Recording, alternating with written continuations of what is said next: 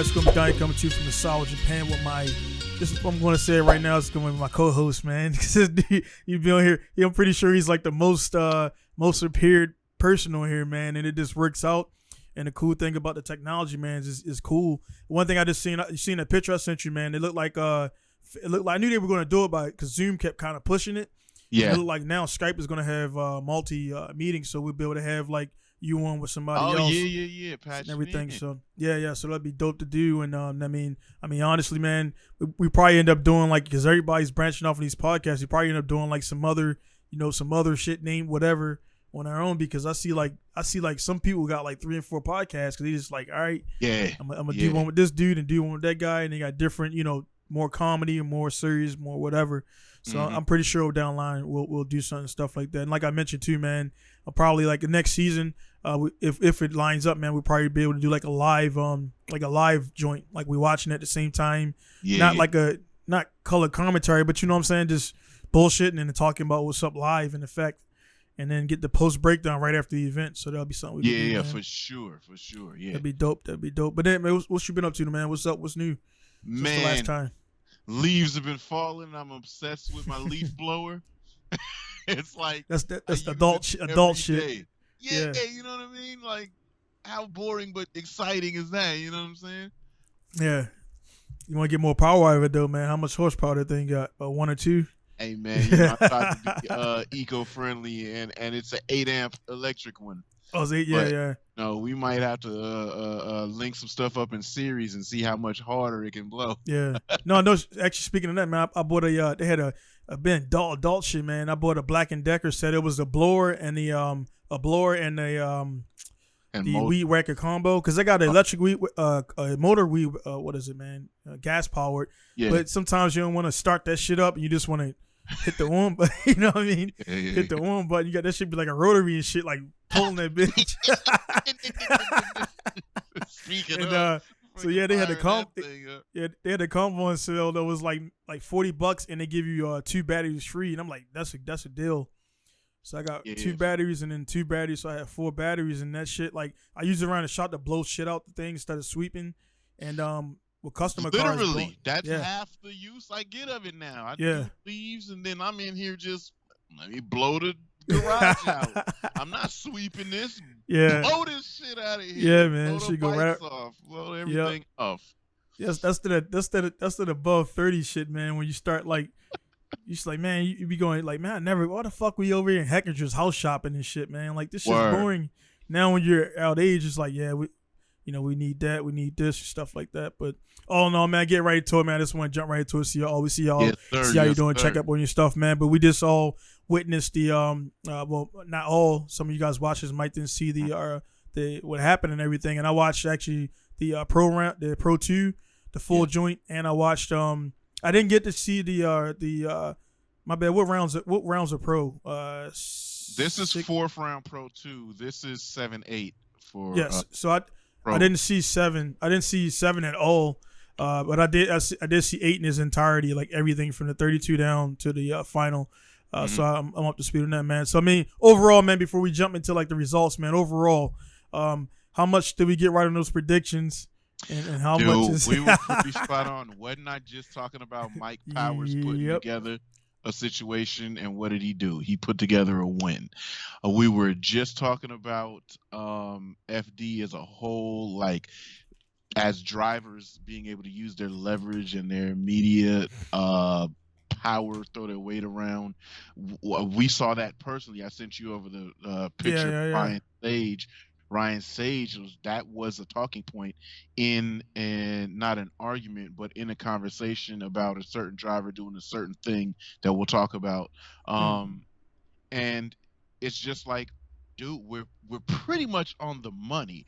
We're like good enough drifting to know who is gonna make something happen, how stuff is gonna play out, and it's just kind of like, well, let's see if this happens the way that we think it is, and then you're in the excitement when you're watching it, because it's like, hey, this is turning out how I, thought that it was gonna go. So it's pretty tight. We're pretty on, but I'm sure we'll be able to hit a couple of points to show how spot on we were.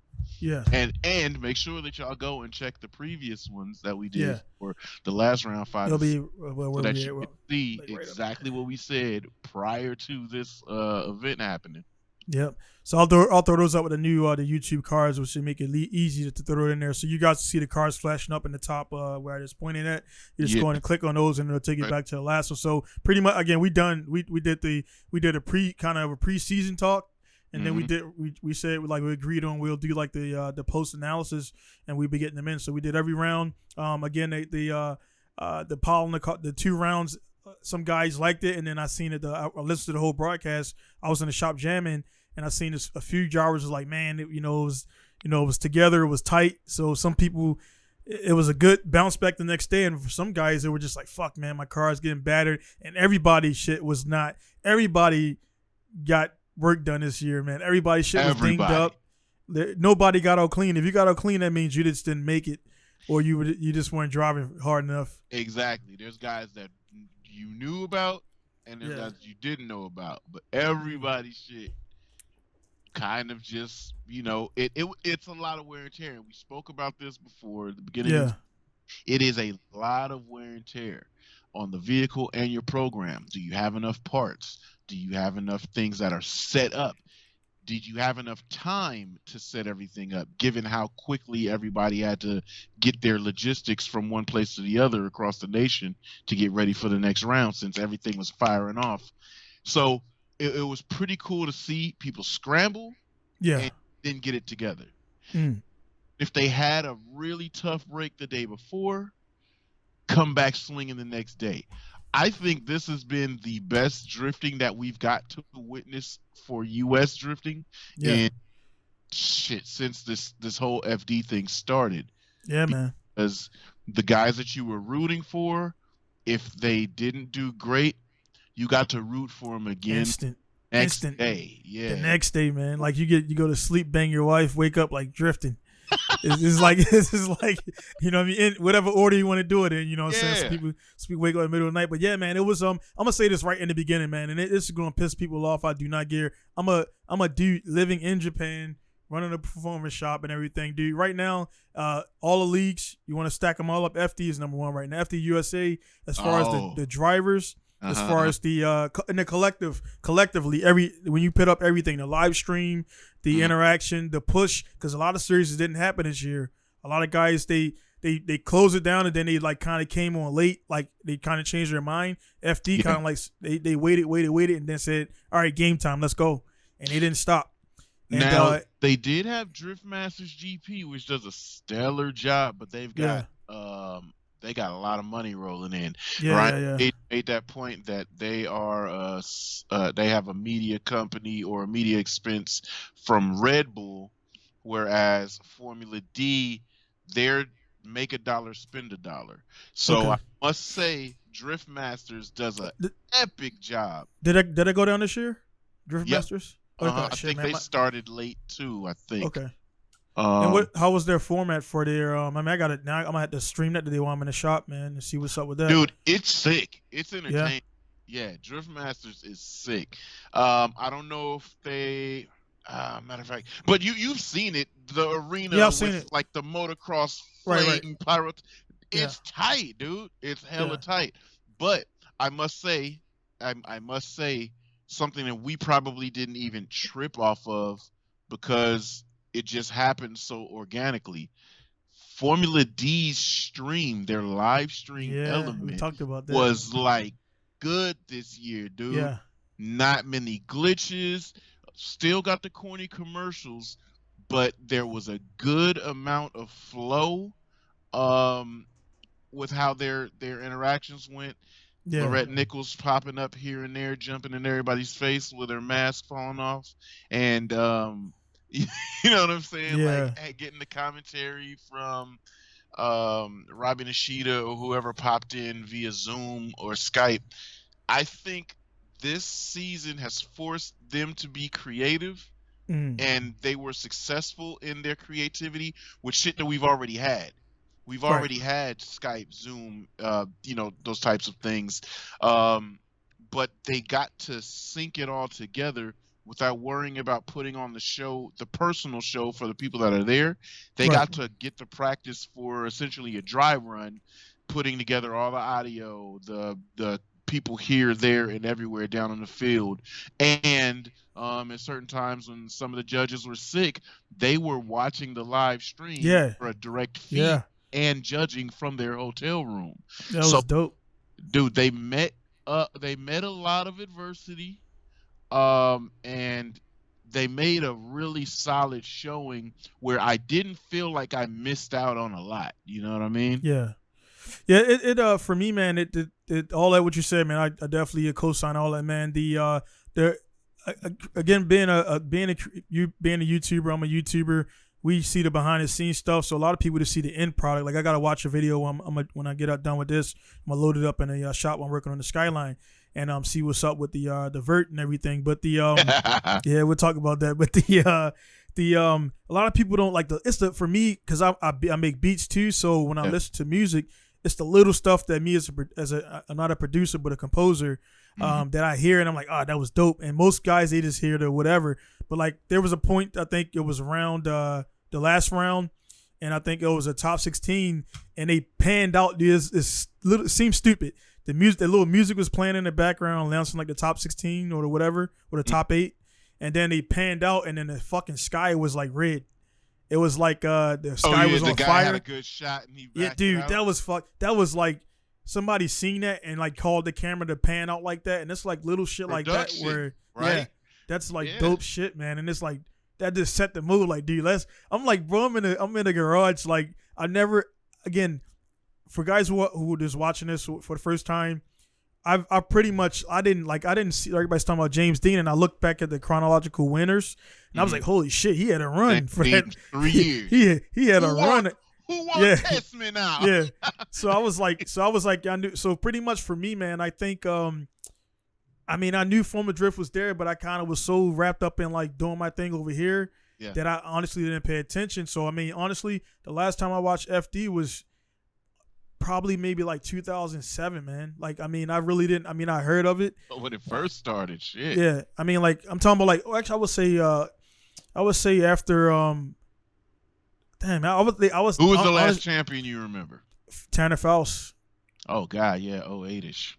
Yeah, so that was. So I knew the noise. The noise was over here, but I was just in Japan trying to do my thing, and I was still military, and I was still doing stuff, man. So. It was like now I just kind of like, I got to kind of get caught up on all the drama and what happened and stuff like that, so to speak. I don't want to go too far back. But again, man, to see from the stream, we talked about that 5 years ago, the stream was like inconsistent, falling out. Now they're going to have a situation now where they're going to have guys that are home watching. And also when the crowd fill up again, guarantee you most everybody there is going to have the shit on their phone too, because it's like they can watch it while they're watching it to kind of see stuff. Mm-hmm. I would wager, because you could tell the dudes in the stands are watching the drivers, their pits are watching a live stream. Yep. So now JR and those guys are sitting there like, hey, I hope he does this so I get the win. Or that's a real thing. Yeah. What's the Pro 2 winner last name? Brunsky Brutsky. Yeah. So it was like now he got the live stream in his hand. He don't got to like wait for the radio. He can watch it, and then Matta hit the wall, and Widdicombe did whatever, and he's like, I got it. And it was just like, that shit's new. And you see F1 NASCAR, that's normal. They got the NBC broadcasting and whatever. That's normal. Yeah. But now with this stuff, man. You just cross-reference that, because when I'm at Sonoma and I've got my little access to go everywhere, the pit bosses are sitting in a whole little command center behind the pit, and they've got the live timing, they've got the camera on their car, they got in-car stuff and all kind of information. Right. Drifting is kind of coming to that world level motorsport type where you could have a pit boss essentially getting everything ready for guys that are coming in and doing all this stuff while watching a live tree formulate as they're going and watch the stream, Right. It's this that, and they like literal posted up about the I'm pretty sure you posted about the camera joint, which again, bringing up the LZ again. I for the first time, dude. Again, this is the first. It happened to be LZ is the first time I seen in-car footage like that on that track. Me being a drifter and knowing what it feels like to go at a high rate of speed, it's like you can see like the pitch in towards the wall, the kick out, what he has to do to transition over when he had the window down. You feel all the air rushing, then transition back. Yep. You can, and the thing is, on TV or the stream, it looks long. It looks like it takes a long time to do it. But when you're in that car, now you get the sense of speed and how the dude was fucking jamming, dude. The smoke that came in his cabin, that's one thing we never really see. I've experienced that because I've gotten smoked out by Matt Field before, and I was like, what the fuck? Because you have a thought process as to what you're gonna do if this ever happens to you. But when it happens, it's so debilitating because I don't know if we were all kids, we all put our covers over our heads, and those that had white covers and the light shining, that light engulfed the whole cover. So now the light isn't super bright in one intense spot. It's bright all around. When that smoke comes in that cabin, it's outrageously thick. You're driving under a blanket, and just muscle memory. So when people try to say, "Oh, it's so easy, you could do this," no, I posted up right after somebody posted on there on the Maximus, and I was like, I got years of experience of drifting, but I've never been in I filled my own cabin with a little bit of smoke. But I've never been like baptized by clouds of smoke. You're at the source of that tire where it's the thickest. And you got debris. It's the whitest. It's not only just white, it's dark brown. It's like dark gray coming off. That's true. Then it goes white once it gets in it. You can't see shit, dude. And I have my homeboy that makes a lot of smoke. We're going off on a tangent, but I have my homeboy that makes a lot of smoke. I had him lead me a Sonoma on the big track just purposely to get that kind of practice, to get used to it, because it's such an acquired taste. If you aren't on your game and you've been looking through the course and you know where you're going to go and you know everything, it's like, man, dude, I'm just going to stop right here because I don't know where else I'm going to go because I can't see anything at all. And it is outrageous. So the fact that he showed y'all straight up from his vlog, and you got his thought process where he said, dude, I couldn't see anything. Straight, no excuses, straight up. LEDs that were there, because I noticed the glow of the LED came through the smoke and said, oh shit, I'm about to hit the wall. That was amazing information for y'all to take in, because it's and being at the events looking at it, you're looking at the cars go around. You're really not paying attention to half the stuff you can't see. Because think about a spot like Irwindale. As they're taking that sweep, you can't see how close they are to the wall until they get way about. And that's what I mean. That's why I think people are going to have their they're going to be at the event watching the event, because it's like they can see it, and then you got the real noise. There might be like a 0.2 second delay maybe from the actual to the actual. But you're looking at the whole thing. I think a lot of stuff is changing that way, man. A lot of I've never been to like a fight or a UFC event, but you got the guys that'll be way, way, way back. It's like those dudes are like fucking ants. Yeah, they're way up there. So they got the way they fixed that is they got the big screen. So guys are actually at the event watching the event on a screen, because they can't physically see the dude punch the guy from where they're sitting at. And like horse racing. Think of horse racing. Yeah. Everybody tunes into an AM station to get the broadcast as they're watching it. Because, once those horses and everybody go out on the backside, you can't see it. Yeah.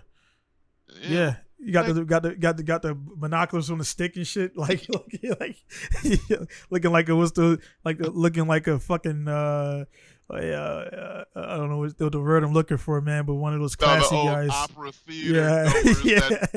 The monocle. But hey, man, before we need to talk about the thing, but like, all right, so Pro 2, you had the did you get the who was third? What was the standings for the I know Brewski was the winner, but who was the second and third for the series? Man, it shifted because it was pretty close. So I didn't look that up, but I know it was pretty close. It was pretty tight, and that's kind of how you really want a championship to end, when there's a couple of dudes, depending on how they place, could win the whole thing at the last round of the year. That's kind of the tightest way to end your season. It's a nail biter. Brewski showed like the emotion of that.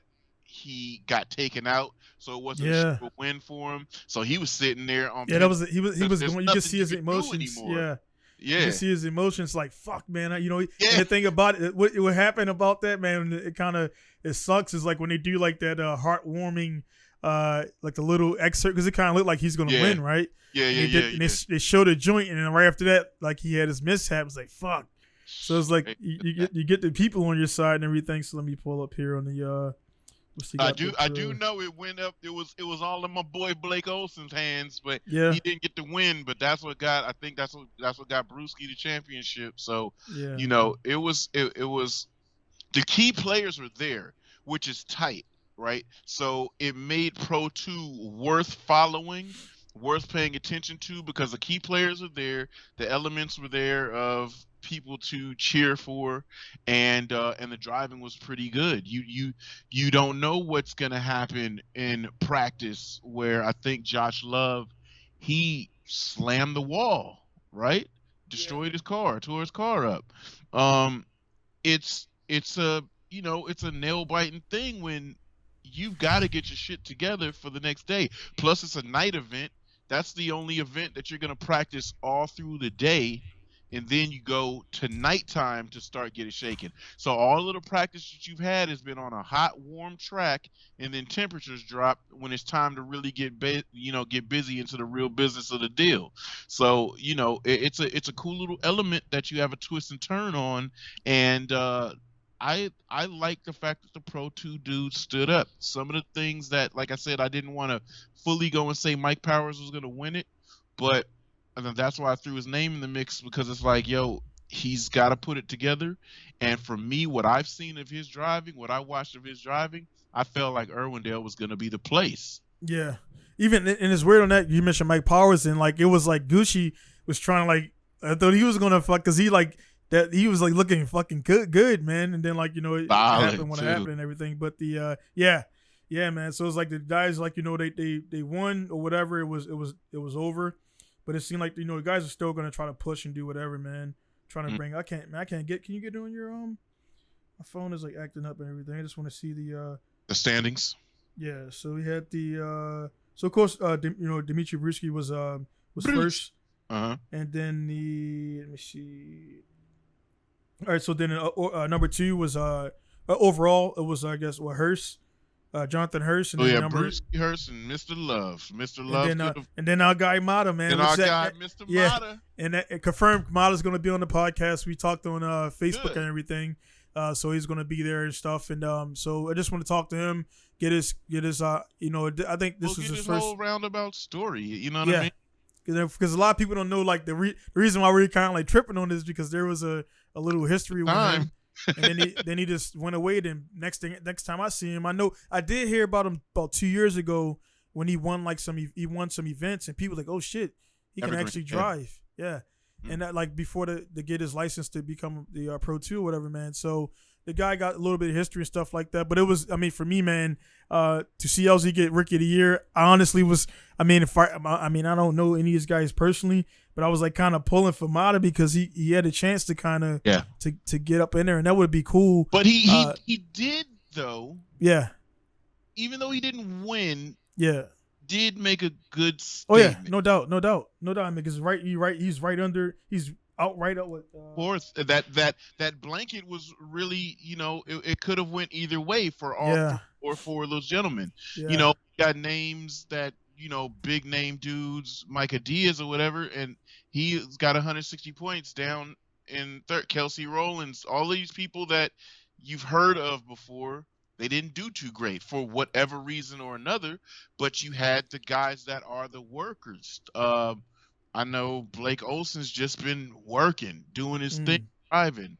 Same with Austin Matta. Like, I saw Austin Matta come to my attention that he was doing good still, because what are those Haggard garage dudes, when they moved out to Oregon, they were driving in the Pac Northwest, and I saw Matta's name come up. So I said, oh, shit. I was aware. I just, I don't say nothing. I just sit and watch. So I'm Right. like, okay, cuz driving, and that's why I like to watch YouTubers that go drift in places because I want to see what drivers are showing up and gonna put the hammer on them. You know what I'm saying? Because I know what type of driver they are. So I get people that Yeah. their content or their footage, or if they just keep it all blocked off where it's just them, and don't Mm. about the scene. So I kind of was aware that Matta was doing his thing, and it's just it was good. He didn't have the Cinderella story, Mm. but he finished fourth with a few podiums. He has hardware that he can have sitting up behind him, and to show people that he did his thing. He could have the drive to jump right back in it in Pro 2. I do not suggest that they go to Pro 1 yet. Yeah. Now, Whole even nother game. Brewski nailed it, man. Brewski said what you said. I don't know if you've seen a little thing, but he said, dude, he was like, if I win, I'm going to stay here and dominate. Straight up. He said it straight up, like he didn't mix words. You could tell. You could tell it was already when he asked the question. It was already like now that he didn't have to like well no, he's like I'm going to stay here. No, I'm going to stay here. I'm going to dominate. That's what he said. Be 10 toes down and make somebody move through you. Yeah, because if it'll be like it's that thing where it's in putting in perspective for the guys that follow basketball, sports, whatever, or football, whatever. A guy coming out of high school. You never see a high school football guy for obvious reasons, but high school basketball. Yeah, that's a different. That's man shit going. Man. Yeah, you going from. I mean, not saying the dudes at college ain't men, but they're growing. They're still growing. NFL, by the time you get there, you're a man and shit. But that's the reason why they don't put their names on the back of their college jerseys. Yeah. So the NBA guys, right? Yeah, they got the All-Star game, the McDonald's high school. Right. Yeah, but they still can go up. But it's like that thing. Is like, man, all right, you got the credentials to go up to NBA, cool. Or after your first year of college, you be like, all right, cool, I'm entering. And I mean, you just had that awesome year. You get Heisman and you enter or whatever. And you see a lot of guys get to the NFL and they bust. They just don't do. They get to the NFL and they don't do like as well as everybody thought they were going to do. But NFL, you're a bust. Though. Yeah, really sure. Even for dudes who kill it, you got the Jerry Rices, you got the Steve Youngs, and the guys that had, John Elway's. But look at him now. I mean, John Elway's probably a little bit banged up, walking around, fucked up and everything. But it's an exception to the rule. Everybody's different, but it's like, all right, man, I'm about to get this contract. You get that contract, and then you get cut, and it's like that's it. You could have went in college a little bit more, did some schoolwork, got to stock more up. You know what I mean? So I think Brewski hanging out there.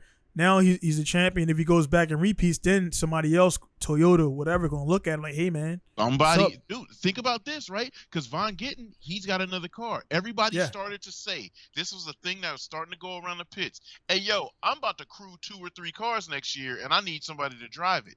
You might have that opportunity come up if you come through. Because see, it's just like you're referencing sport.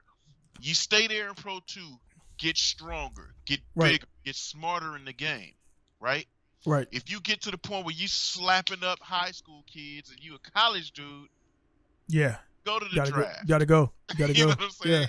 You go. You know what I'm saying? But if you're there and you're putting in that gladiator work, and it's like, hey, you have been having formidable opponents, and you've been taking them down, and you've been taking them down in a deciding manner. It looks like you are totally becoming the driver that you need to, and using your time wisely here. That's where I think guys miss the point when they go Pro 2 just to get the points and then jump to Pro Series. Right. Nah, you're not using your time wisely, because what you're going to do is while you're there, you're building your resume again. A lot of people think that you're building your sponsor deck just for Pro-Am to Pro 2. Nah, build that Pro 2 deck as well. I did this on this stage with these drivers. On those between times, I did this because there's all these clutch kickers and all these other competitive joints where pro drivers are driving their pro car, and you're building your talent and you're building your resume. And then when you go, because pickings are slim, right? Front like it's I'm just gonna get sponsored and I'm on. Nah, Pickens is slim. Right. Their sponsors is like, hell nah. Yeah. Got one driver, but look what my one driver's doing. Yep. You know, That'll be just like me hitting up Ford right now. I'm like, hey man, I do these serious ass figure eights over here, and I got like they be like, get the fuck out of here, man. My like, L dudes just won a championship, and the other guy just came second. Like, oh my god, yeah, that right there was dope. Now Ford had a 1-2. Now what could have like blew people's mind is them to fucking face each other in the finals. That would have been like. That just would have been like that. I was like little shit. I'm like I don't know you guys personally. So again, when Matta hit the wall, I was like, fuck, man. I wanted him to win. Basically, so when we talk about it, it was like, dude, we seem like fucking prophets. Yeah, because like everything hit. And dude, I mean, you can again, guys who listening or watching, you can go back to the first one, dude. We called it before this shit started. We called it from the first time. And then to have LZ again finish Rookie of the Year, and then Matta finish right off the podium by a few points. Like obviously that speaks to your insight, and that's why I got you, because you're the only guy on my Facebook that I know personally that I'm cool with, like that, and then also who I knows the shit inside. You know what I'm saying? Like not no pretending shit. So it's just like it's a testament to. We know what's going on. We not trying to figure it out and stuff like that. So and then for the pretty much for this, man, we be kind of just like whatever. So the pro, of course, you had JR, first time in 10 years. It was cool to see him there with his wife and son. Yeah, that was dope. Victory. And then we had Denofa, who I posted up the little screenshot of us talking about him, and everybody got laughs off of that. Is an animal. Yeah, like.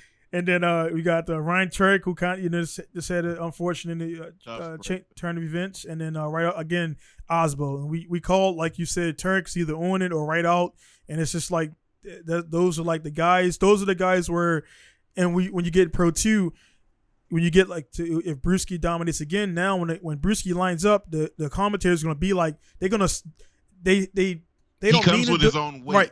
Right. They don't mean to do it. The commentators don't, but again, when you see Forsberg. And you see, just naming whoever, man, don't matter who it is. You can kind of tell by the commentary who they think is going to win. Yeah. Who they won't, right off the bat. Right. They won't say it, but I think you shouldn't really do that, but you can't help it. You know Forsberg's reputation, right? And then like you got a guy like Castro he got the money to be there, but then like he's on and off. Or he got a really solid time, and I met Castro in person. Yeah. I played Turismo with him before. Yeah. So I met him in person at the BSU. Didn't really get to chop it up too much, but seems like a decent dude. Solid and he'll have like a really, really solid run, and then not so much, and then that's the difference. Yeah, he's peaky. He'll have a great showing, do something exceptional, and then the rest of the season. Right. Ooh. Yeah. So then you have literal again. When I'm watching the thing, I'm thinking about us talking. I was like, "Fuck, man!" Witchcom did what he did. Literal got. I was like, "Oh shit!" So Literal's about to get on the goddamn podium. Like, and then the next day I see the car for sale. I'm like, "Oh," it's like, damn, shit moves quick. You know what I'm saying? So, well, yeah, man. What's your take on the pro ending, man? So, it couldn't be cooler, right? A day one driver in Von Gittin. The last time he won was 10 years ago. Yeah. He's been slowly building an insane program that can keep up with the demand of what the pro drifting is that we know is a contact sport. Right. His team can put shit together and put it together good, so that all wheels are kind of pointing in the same direction for him to go out and leave that line and drive it as aggressively and manly as he does. Right. So him as a personality or whatever, that's aside. That has no business in this conversation of him as a champion. Because him as a champion, the way that his program works and the way that he drives and how aggressive he is for wanting to win, for wanting to make the kill, for wanting to get on that step, dude makes it happen. Yeah. So not only did he bring on a driver that I think he can step down and be a secondary role or just business owner role, and Denofa could take over. But he also showed the young boy, hey, young boy, Yeah. I'm still here. You know what I mean? I still got it, you know? Yeah. So I think that's tight because not only do they have some of the most animalistic cars on the grid, they're both animals behind the wheel. And shit, I mean, with how the sport is moving with the high grip, high power, uh, Peter Wysek's gone, James Dean's gone. Who else but them, right? Who else but them when you look at it, when you kind of look at it, and I'm just saying, just from far as the team, far as the yes. and that's what it's getting to. It's kind of like if you look at NASCAR, everybody's kind of like on the same, like maybe one team has more money in a bank than the other, UPS or whatever, but they all meet that minimum. Like they all meet that minimum. Like the pit crew is going to be tight, the jacks are going to be tight, the tires are going to be tight. It's going to come down to error and driver, crew error and driver error. Yeah, seriously. But now it's like you got and they even said it in the Pro 2. I think when somebody hit and they were like, and he said it straight up, I don't know if they're gonna be able to do it. This is, they Pro 2, so they kind of already saying they know that these guys ain't got not knocking. They don't have the experience. They don't have the experience. They don't have the stuff ready. Versus like if Vaughn or Wichita smashes before they get back to the knock the whole front end off the car. Right before they get back, they already got shit set up. Ready. That's just what they're on. They're not asking. They're doing. And all again, rolling back. They got the live feed now. And they can see it straight up. Everybody can see it. So they can. I'm pretty sure they got mics and radios and the stuff, so they can talk to the thing. I just crashed. I think the front left is fucked. It's pulling this way. So by the time they get there, low control on ball joint tire. So that's the spotter. Bam. That's what I used to do. Okay. They could see their part, but I can see up above. So what it is, right? So the thing, especially if it's between battles. So say first round, you go first battle, your chase. Right. Go in. Oh, that's a bad situation because you can't win unless the guy. But anyway, the point, your chase, you slam, boom, tear the car up. So here's my first relay. Guys, we got a crash on the track. We're going to see if so-and-so is all right. Stand by. Cool. Then driver says, I'm good, whatever. All right, cool. Now, what happens there at that point is, from my visual, looks like control arm. The whole right side needs to be replaced. The wheel, get that out of here. Everything's destroyed, right? We need control arm on deck. Depending on how bad everything broke, maybe it ripped a brake line. We need brake lines. We need control arm, the knuckle, everything. Get the whole front right side set up. It's coming back to the pit. Then driver can hop out, look at everything. Yeah, that's what we need. Oh, also, it looks like I might have tucked a little bit of the mounting point on the frame. Well, no, we could do about that right now, but that's what we know. They got the car on the tow truck. Remember, you cannot touch the car or your 5 minutes starts. As long as the car is sitting on the tow truck, you'll see guys sitting there and it looks like they're playing games. They're not playing games. They're assessing everything. Did we overlook anything? It's tactics, man. Tactics. Yeah, it's full tactics. Did a coolant line break? Did an oil line break? Did anything rupture that I'm looking at? No, it's just this. Okay, let's get it cracking, because the second it comes off of that truck and you put a jack on it, your time starts, and you got to get it shaken. So yeah, I mean, we got it all lined up to the point where the nuts and bolts, front end takes this on the lower control arm, takes this on up. It's already known. Spare nuts and bolts are there because, hey, who knows? The stress may have been enough to bend that hardware. Are we gonna have to break this or cut it off to get it out? Who knows? Get everything ready. So that's where that comes in. The experience comes into play, and for guys to be able to knock that process out and get back out on the field, doesn't matter if the front end's pointed to the moon, to the left.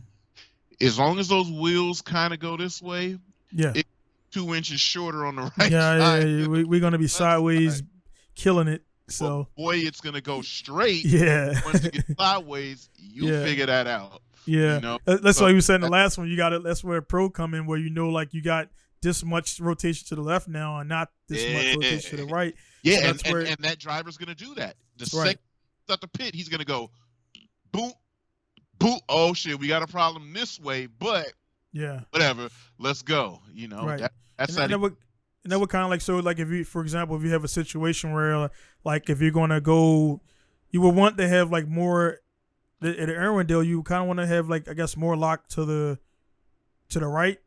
Maybe that's a possibility. Yes, certain right. drivers do So set like, up NASCAR style. Because when you right, when you come like that, you transition when you come out that bank, it's a little jab and then back towards the wall. Then you come around the finishing point and everything, and that goes a little bit deep. You see some guys washing out or a flat spinning or whatever will get lost. It seemed like everybody's getting lost in smoke at that point because everybody start baking right there to like. Well, you're out of tire. Right. Showed that in his vlog. He said, "Yo, I probably would have spun out of zone 3 because his right. tire was completely bald." And right. you got to kind of think about that. If you got your car set on kill and you got a lot of wheel speed, yeah. you got to do 2 runs. That second run, yeah. fully out of tire. You might pull the line with 30% tire left. Done. That's tire conservation where you can. These cars got the power they got the grip they got. Like that shit's like, it's just like if you could have that live tire meter on Gran Turismo. Like Gran, yeah. People would trip out if they had that because they do have enough technology to do that, and probably individual teams could probably put that up for live feed. You could probably see that from scrubbing the tires in. You'll be like, damn, those tires kind of got hot quick. Yeah, you could do. They could do heat. I'm pretty sure they could put heat sensors if they got that to show the heat to see like they could see like in the run where that shit the heat turns fucking red, bright hot. Moon, yeah, bro. Yeah. And then when they come down and it's driving, that shit's still hot, but it's not white hot. You know what I'm saying? So that shit, man. There's a lot of stuff, man. I think we're, this year's side, man. All this stuff happened with the Corona shit. Dude, I'm a history guy, man. I like to look back at, like I said before, at like Spartacus shit and like Greek stuff. But like now, knowing what I know is like you won't want to live back during that time. There was no live feeds back during that time. There was no Facebook. You know what I mean? It probably smelled like shit everywhere because they didn't. And life expectancy was 30. You die at like 25. Like that was a good run, man. That was a good run right there. But like this time, but all the bullshit aside, man, the technology we're living in right now, man, just keeps updates. It just get better to now. Like when I opened up Skype, I knew it was going to come in, and I opened up like, bam, they're viral in Zoom because Zoom was nobody was talking about Skype all this. They was talking about Zoom. Yeah. And I was like, yeah. I like Skype because Skype works good with my software, and that's why I run it. But Zoom was just getting all the fucking talk this all pandemic. The love, yeah. And Skype was like, we need the multiple meeting room and all this other pandemic stuff. Was the biggest Zoom commercial ever. Oh yeah. Because Skype got some shit that I try to use called NDI. So NDI makes it where like it connects us more harder. So your image would be like, crystal clear. Like it'll be like. So, but I try to get people to set it up, and it just seemed problematic. And Zoom is not. It's not. The quality is not the best, but the fact that you're gonna have all these people, you just drop them the link and they get there, and that's pretty cool, man. So one thing, while I'm still in, I wrote 2 things down. One thing I want to get to because we're talking about it is JTP stall when he had the situation, and he what is it? He didn't take the run or something like that because. Can you explain the situation what happened to JTP, where he got to go to the, I think it was a 3rd place run or something like that, and he had a mechanical issue. Yeah. So you're talking about when they conceded and let Odie go do his thing. Right. Yeah. Okay. So so you have an issue. They had an issue that happened, and they got to get the car together, right? He slammed into the wall. They got to get the same thing. They got to get their whole side together. They can get it together, but not in the 5 minutes. So if they call 5 minutes, they're not going to be able to get that together. If they concede, let Odie go do his buy run, they can start working on the car. Right. Then they have a 10-minute allotment to use to work on the car because they have to get ready to go for the 3rd place battle. 10 minutes. Then when we're almost done, hey, I need 5 minutes. Now you get your 5-minute call, and then proceed. They wouldn't have been able to do that if they just called their 5 minutes, get it done, and then maybe get to the line. So that's when, it's kind of like, hey, dog, that's why he said, yo, you better win this shit. Yeah. Because, you know what I'm saying? I'm giving you the opportunity to go win. And that was dope. That was dope. Like right there, that little bit of like you everybody sees the competition as cutthroat. People want to win, but to see that little camaraderie right there in the mix, I smiled at that, and that was dope. And then and also that's vet shit right there. That's shit that if you go from Pro 2 to Pro 1. You ain't got a rookie dude would have been like, shit, give me my 5 minutes. Exactly. Straight yourself. Up. Done. That's pro shit right there, man. And this is a game of points. Justin's in a good position. And it's like, all right, so I just crashed. I'm not going to win this event now. So that hopes is up. But let me keep my points going. We could do this. We could do that. All right, cool. Let's do that. You go win. Because right now, it's all about Falcon. Right. I need a Falcon car on this podium for the number 1 spot. You better go win it, because I'm about to go get this car together, and I'm going to see you up there, because I'm about to take this 3rd place. And that's exactly how it went. So what you saw was boss shit happening. You saw a really good team that everybody's cool. Odie is Justin's sponsor. He's field owner, right? And he's Justin's a field driver. So Justin was putting it on everybody, and then he goes out there, rubs the wall, has a bad run, bam. So, yeah, you have the momentum and the potential and excitement. Like, yeah, we can win this event. This is Irwindale. Most of the guys that could have gotten with me got taken out.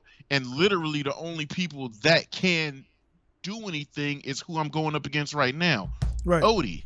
Yeah. And then I got to go see the man's right here, Animal goddamn Chelsea Denofa. Yeah. So it's gonna be a Mustang battle regardless. So all right, I can't do it.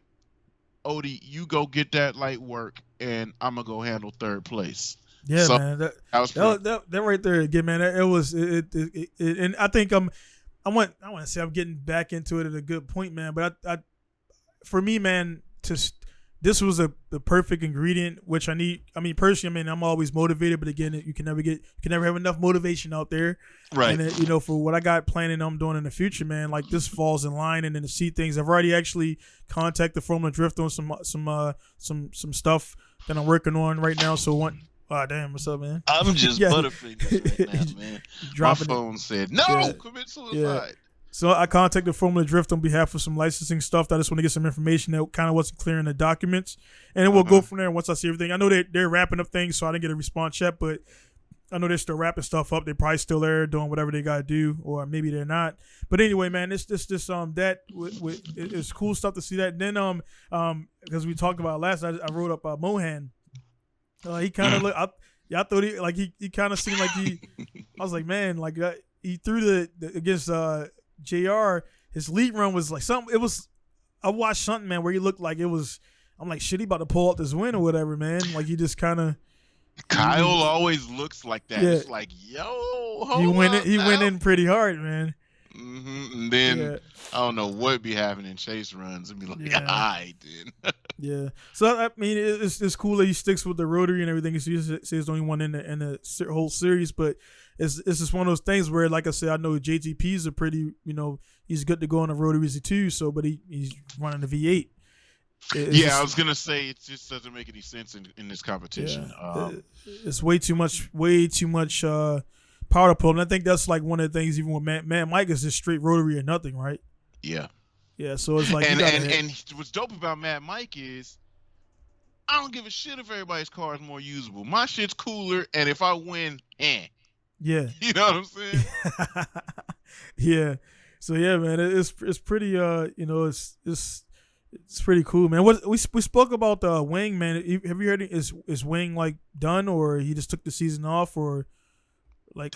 He had a kid. He moved to Arizona, I think. Yeah. I don't know what happened with Get Nuts. I didn't look into it anymore. I know Garrett, who was his crew chief, is doing stuff with Pro 2 dudes. I don't know. Wang is literally just like whatever. I do Yeah. what I feel like doing. So don't know. Could he return? Maybe. Right now, he's got a kid, and it's just not on his mind. Got a family going, and we'll see what he plans on doing. But fortunately for us, we got Adam LZ in a sick ass Yeah. 16 that Yeah, man. kind of is filling the gap. Yeah. Yeah, I think Hey. without the say like you just take straight out the. I mean, he's not even in there. I think it would have been a abysmal season. It would have like been a standard season. Yeah, it would have been a standard. But something about him being in the mix again. You see the numbers when he's going, and then and then again when he falls out, it goes down. And then like I seen one of the guys even bring it up, like LC brought his crowd. Like it seemed like they actually admitted it. And they knew it. Oh, they've admitted it a few times. Yeah. So I mean, the thing is, and then again, we said it last time, man. Not only to show up and be there, but to also fucking win Rookie of the Year and not only be there like and finishing like the 31st place and shit. Mm-hmm. It's like he was up there, man. Like he was 13th, I think it was. Yeah. Right. And then I mean, and this is what of all things, I watched the video where he went to go pick up Odie's car, and then showing the stuff where he had to like cover stuff up and things like that. And Falcon said, "Yo, yeah, get our teal off of that car. Yeah, you're cool, but that's cool. You're cool. Get that teal off of that car, cuz." Yeah. So they got that like this videos are showing you how much is happening inside of 24 hours, and that's where like we know it goes down. Yeah. I know how I don't have to be at your garage and around you. I know when I ain't talking to you, this dude's probably doing something towards his family or his car or bike. Mm-hmm. When you ain't talking to me, I'm pretty much doing car shit. Mm-hmm. I might be doing some martial arts, or I'm doing family shit, man. Like that is pretty much. If you look at your Facebook timeline, it says, "What were you doing on this day?" Like my shit, I was doing car shit every day on this day for the last fucking 20 years, man. Yep. And so I know what people are doing. So I know that's what motivates me, that you're out there working, taking care of your family, doing what you gotta do. But people like they don't. I mean, I can say too, I don't have the camera on all the time here. I do cool shit every day, but I don't have the camera running. So it's like, and that's not my thing. I mean, it's just that's not my thing. But for him to see they showed it, man. They did. They showed a lot. They gave you some insight to when it all goes wrong, how the drift community actually helps you out. We actually saw that a lot. Forsberg car dies. What happens? Yeah. Matt Fields says, "Hey, here's the olive branch. I go send my guys 430 miles away to go back up to San Francisco area, San Jose." Yeah. Forsberg says San Francisco, but everybody that ain't from the Bay always says San Francisco. He sent his guys to San Jose to pick up a backup car. Yeah. Bring it down. Forsberg, here's the car. Good luck. You break, you buy. Yeah. And same thing with Adam. Yeah, he said he was like worried about scraping the bumper and shit. It was like, and Odie was like, on that, man, like for Odie to throw the guy, I'm pretty sure he spent money. He said on this thing, it costs, you got to pay to play. Well, people little shit like I'm pretty sure right after that happened, they got with them offline and shit, got the stuff, immediately got on prior line to his thing, like, hey, man, who prints stickers? Who does I was that? just going to say that. It was a whole segment of things that they had to do. Yeah, and they didn't show everything. While they were waiting for that car to show up. Yeah, they didn't show everything. So I know, like, because the Roadkill guys, which I haven't watched since they went behind a Motor Trend paywall, but, like, I remember when the dudes, Freiberg and whatever, I'm not sure you watched Roadkill, but they'll be, like, they'll be in the spot, and then their shit'll break, and they'll be like, hey, man, anybody got this 3, whatever the fuck? And it's and 30 dudes like, yeah, man, I got it. They just want to be on the show. And I was like, yeah, man, right. I got that part. And they was like, all right, cool, man. We got the part 30 people ago. Thanks. And so they had to get the graphics. They had to get this. They had to do this. They had to get the car. But look how quickly all of this came together just to strap in and go drive. Right. He didn't even know the motherfucker had nitrous on it. Yeah. He didn't know how to. Yeah. Oh, he came over. Oh, how do you? Oh, it's cool. It's this. It's that. It's pushing down. It's instant. Well, just hit nitrous. Turn the switch up. It's like, Oh, nah, you yeah, got yeah. nitrous in this thing, you know what I'm saying? Yeah, That's dude. hella tight. Yeah. That you don't get. You don't understand that. You don't see that. You just Right. know, hey, he just pulled to the line in Odie's backup car. And not only pull to the line, but you honestly look. It's a Looked like he difference knew what he again. was doing. It's a difference between like, not knocking his crew. I don't know his crew or him personally, but Odie is a vet pro, like pro. That car's sorted. If you could It's drive, like, yeah, you gonna right. drive. And then he get in that car and never left-hand drive, never drove it. I was and just then, gonna say that. And then People did don't well. understand Yeah. that difference from being so comfortable right hand, Yeah, and then jumping left hand.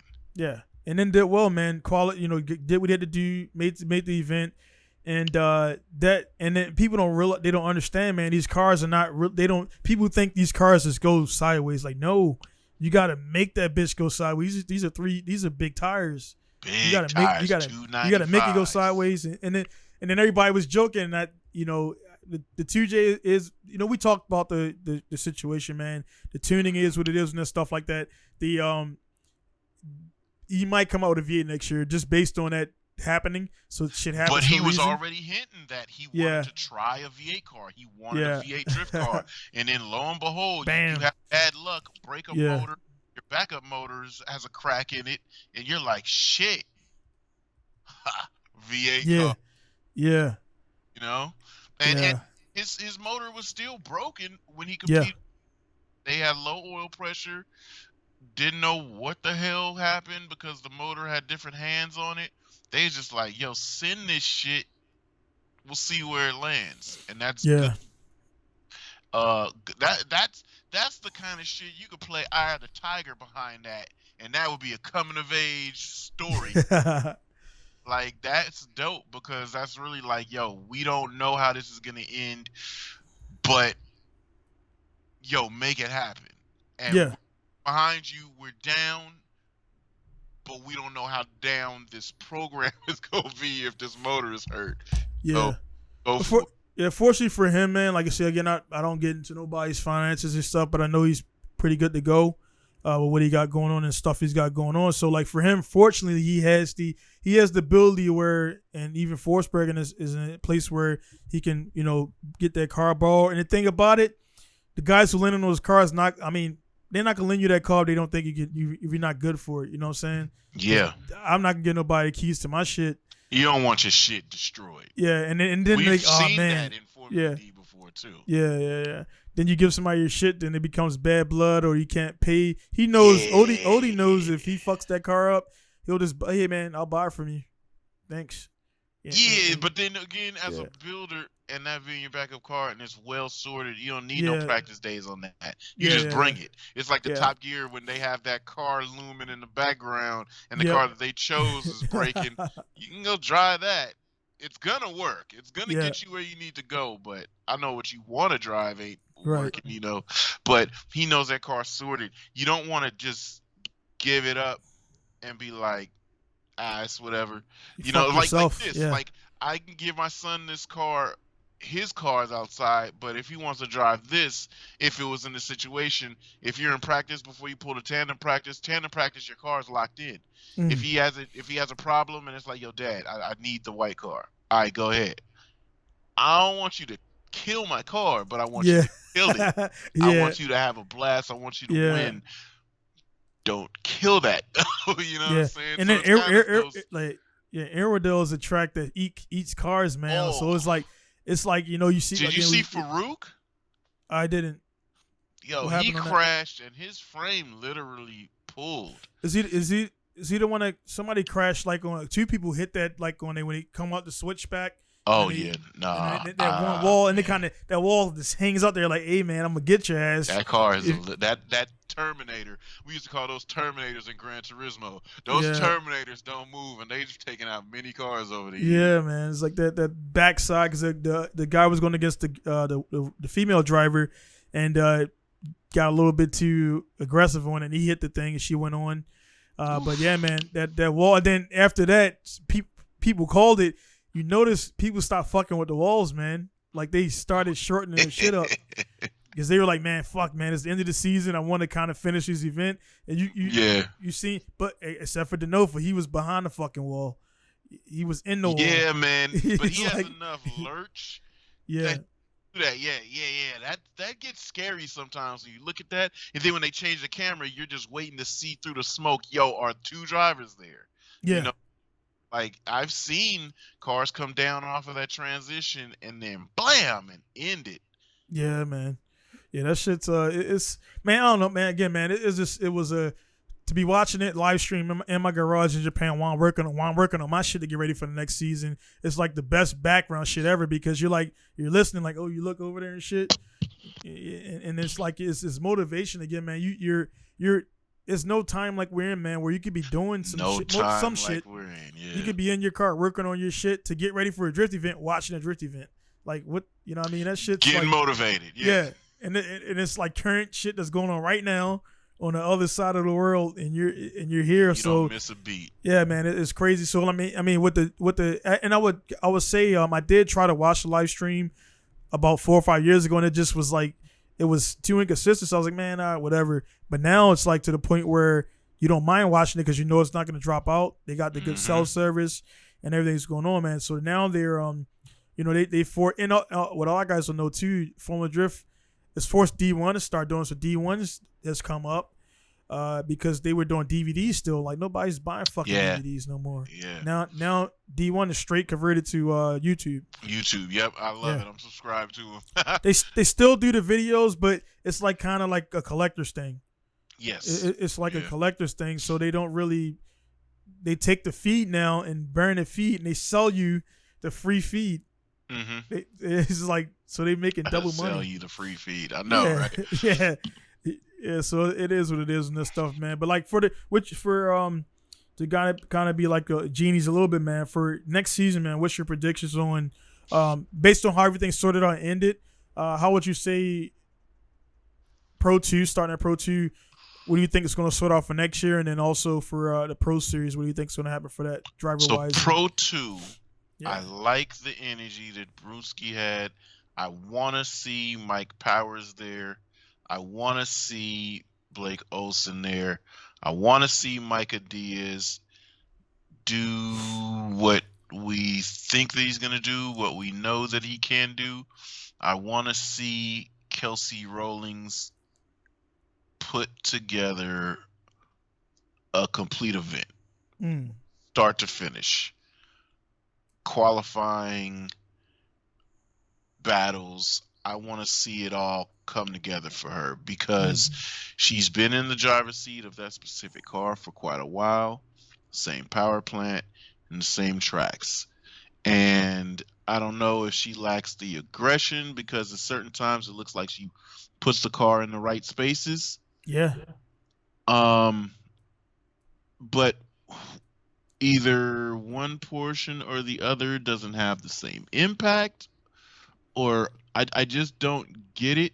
When she messes up, she messes up. But there's just certain places where her driving doesn't shine through. She's like the bots, the AI drivers. That's kind of what she's like. She just goes around the track and somebody's behind her being super aggressive. Whoa! And it's just like, boom, I made more of an impact in my chase, and then in the lead run, either she messed up while she was chasing, or they just do it all. So I want to see something happen from her, but I don't know her, so I don't know her personality. Right.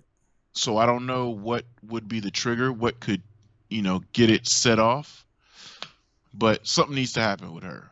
Austin Matta, I want to see him come back. I want to see him. I want to see him in the same car, right? Because I think he had car enough. I think he had program enough. I think what he's learned this year has been something that'll be like, I got it. Cause like I'm that type of learner, right? My first year driving Pro-Am, it was terrible until it wasn't. I always qualified okay or really good, but I didn't put together the event. When I put together the event, next thing I know, I look up and I got a battle for first place, but I had a little bit of a car failure, which landed me second. Cool, no problem. Then I started to do that consistently, right? For Matta, he's made it to where he's at. He's got a good car and situation, maybe refine it a little bit, whatever. He's in the driver's seat, so he knows what maybe he could be lacking. But I think that he should take his thoughts, because certain people be like, "Oh, I got this. I'm ready again. Like I'm ready right now."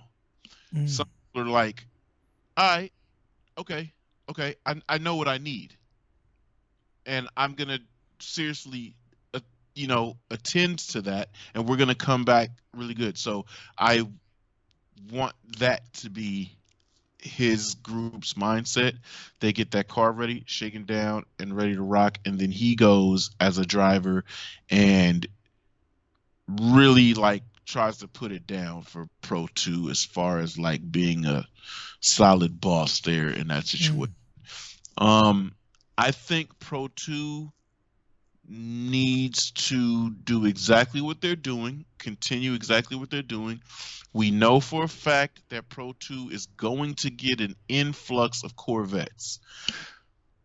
Look to that for the next 2 years, because What's the reason behind that? dog, there's so many Corvettes being built for drift right now. Just all of the suspension geometry is good. The base power plant's amazing. Add a little bit of power, put a cage in it, make it get some steering lock, go drive it and get used to it, get on the track, and if you're good enough, that car is everything that you need.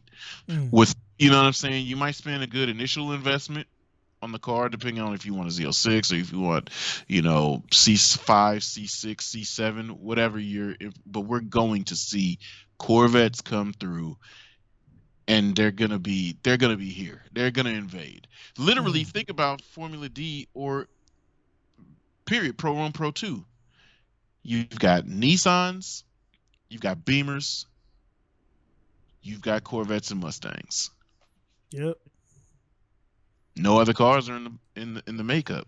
What is that one Cadillac in there, right? Yeah, you got that guy. Okay, we got to talk about that. What's up with that, man? Why you say it like that?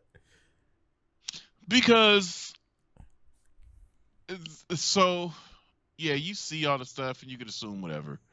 But when you really look at that, and so the problem is with decel zones. Decel zones are a spot where the driver is at free will to slow down how he'd like to make his speed scrub to the next portion of track. But this guy got bumped, and you've been in the driver's seat. I could zoom in on these TEs and you'll see nicks, and I keep them like this. Everybody be like, how you refresh your whole car but you keep your TEs nicked up? Those are badges of honor for me, because I've had wheel-to-wheel contact a lot of the time, and the wheel does jump out your hand. It's crazy. It's like, boom, it happens. But man, shit, you stay in it if you still got the wheel. Sometimes I've ripped fingernails off my fingers, had my fingers bleeding, but I won the battle and I stayed in it. Now, that's just me. Formula D has given people an out for when they get hit and they flop. They typically get judged. Actually, is that the video you sent me? Yeah, dog. I didn't watch it. I gotta look at it right now. While I'm talking about this, look at that video right now. So now, as I'm talking, this is gonna make the world of sense what I'm talking about. So when you get hit, Formula D has given guys an out to not proceed, to get the easy call, and to proceed ahead. When guys get hit, if it's not, and you can tell when it's a debilitating impact, when the hit happens and boom, the wheel hopped out, or the wheels came to a screeching stop and it made your car understeer, we can see that. When you take the flop, when you get hit and the car could keep going, and then you sail the impact more than it was supposed to be, that's very cheesy. Now, this driver has had a history of doing this to 2 other people, and the 2 other people have caught it on footage, and explained it, and it was exactly the same. And as you're looking at that video, I know you're not listening to it with the audio. It's just some troll audio guys put it, but you see the element that happens there.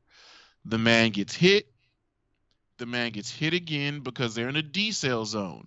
So That's a when you've little that closed, that didn't stop. that, Yeah, huh? that didn't stop nothing. Like it didn't. Like he Didn't could have stop kept nothing.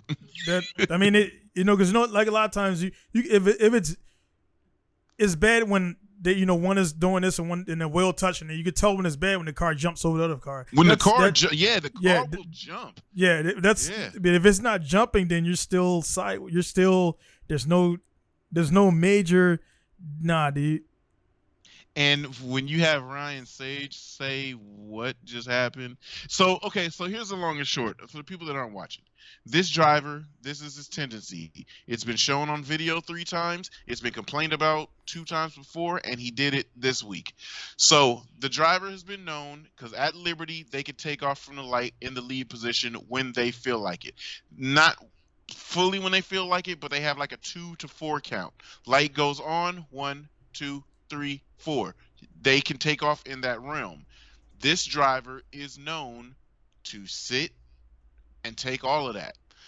Chase drivers, especially if after you've already done your lead, you're eager to go. All right, let's rock, let's go, let's go. And if the car's fast, you are at liberty to take a jump. Because if you jump and that car is hella fast, you jumped out and they drove around you right to the entry. That's how you kept up. That's the liberty that you're taking. This driver is known to sit at the line, bite his nails, and then go. Now, if you're the eager chase driver now because you just had a killer lead run, you want it, yeah, let's rock, because I'm about to show you what time it is in his chase position. Now, when he takes off, okay, now you go and you run down, you're on the bank, you're closing distance, you're like, all right, cool, because every driver has a favorite part of track that they want to attack in tandem. Right. I want to hit you at this spot. After transition, I'm going to close in on that inner wall, and I'm just going to ride your ass all the way around in the inner clip, and then on outer zone 3, I'm just going to dominate you on the later portion of the track. You slept on me at the light, or your car is faster, whatever the reason is, where there's not a close proximity, but there's a big space. It's all good. We're going to make it up on the second portion of the track, right?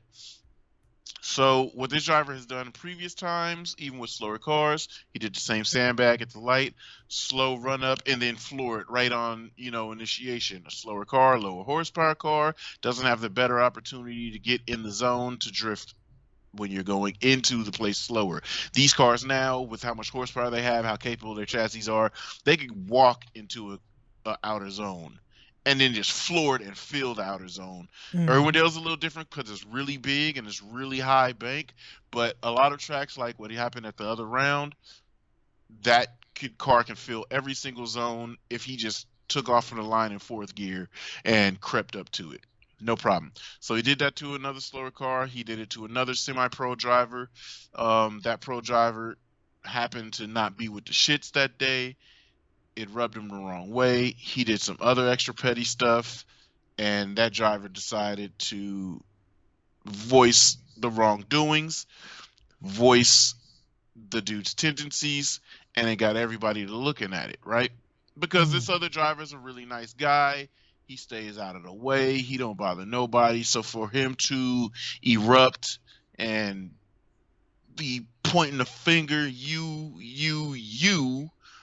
it's kind of like, okay, it's uncharacteristic. Yeah, it's uncharacteristic for dude. He doesn't complain about a lot of stuff. He got robbed out of winning that same event a couple years ago because another pro driver did some underhanded stuff for another pro driver that was driving in the event that got him the money, the big purse. And so this guy has been done bad by pro drivers coming to this event that's a money grab event to help him proceed in his program.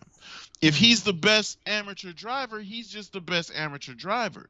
And even if the pro driver comes and cannot see this amateur driver about nothing on track, oh well.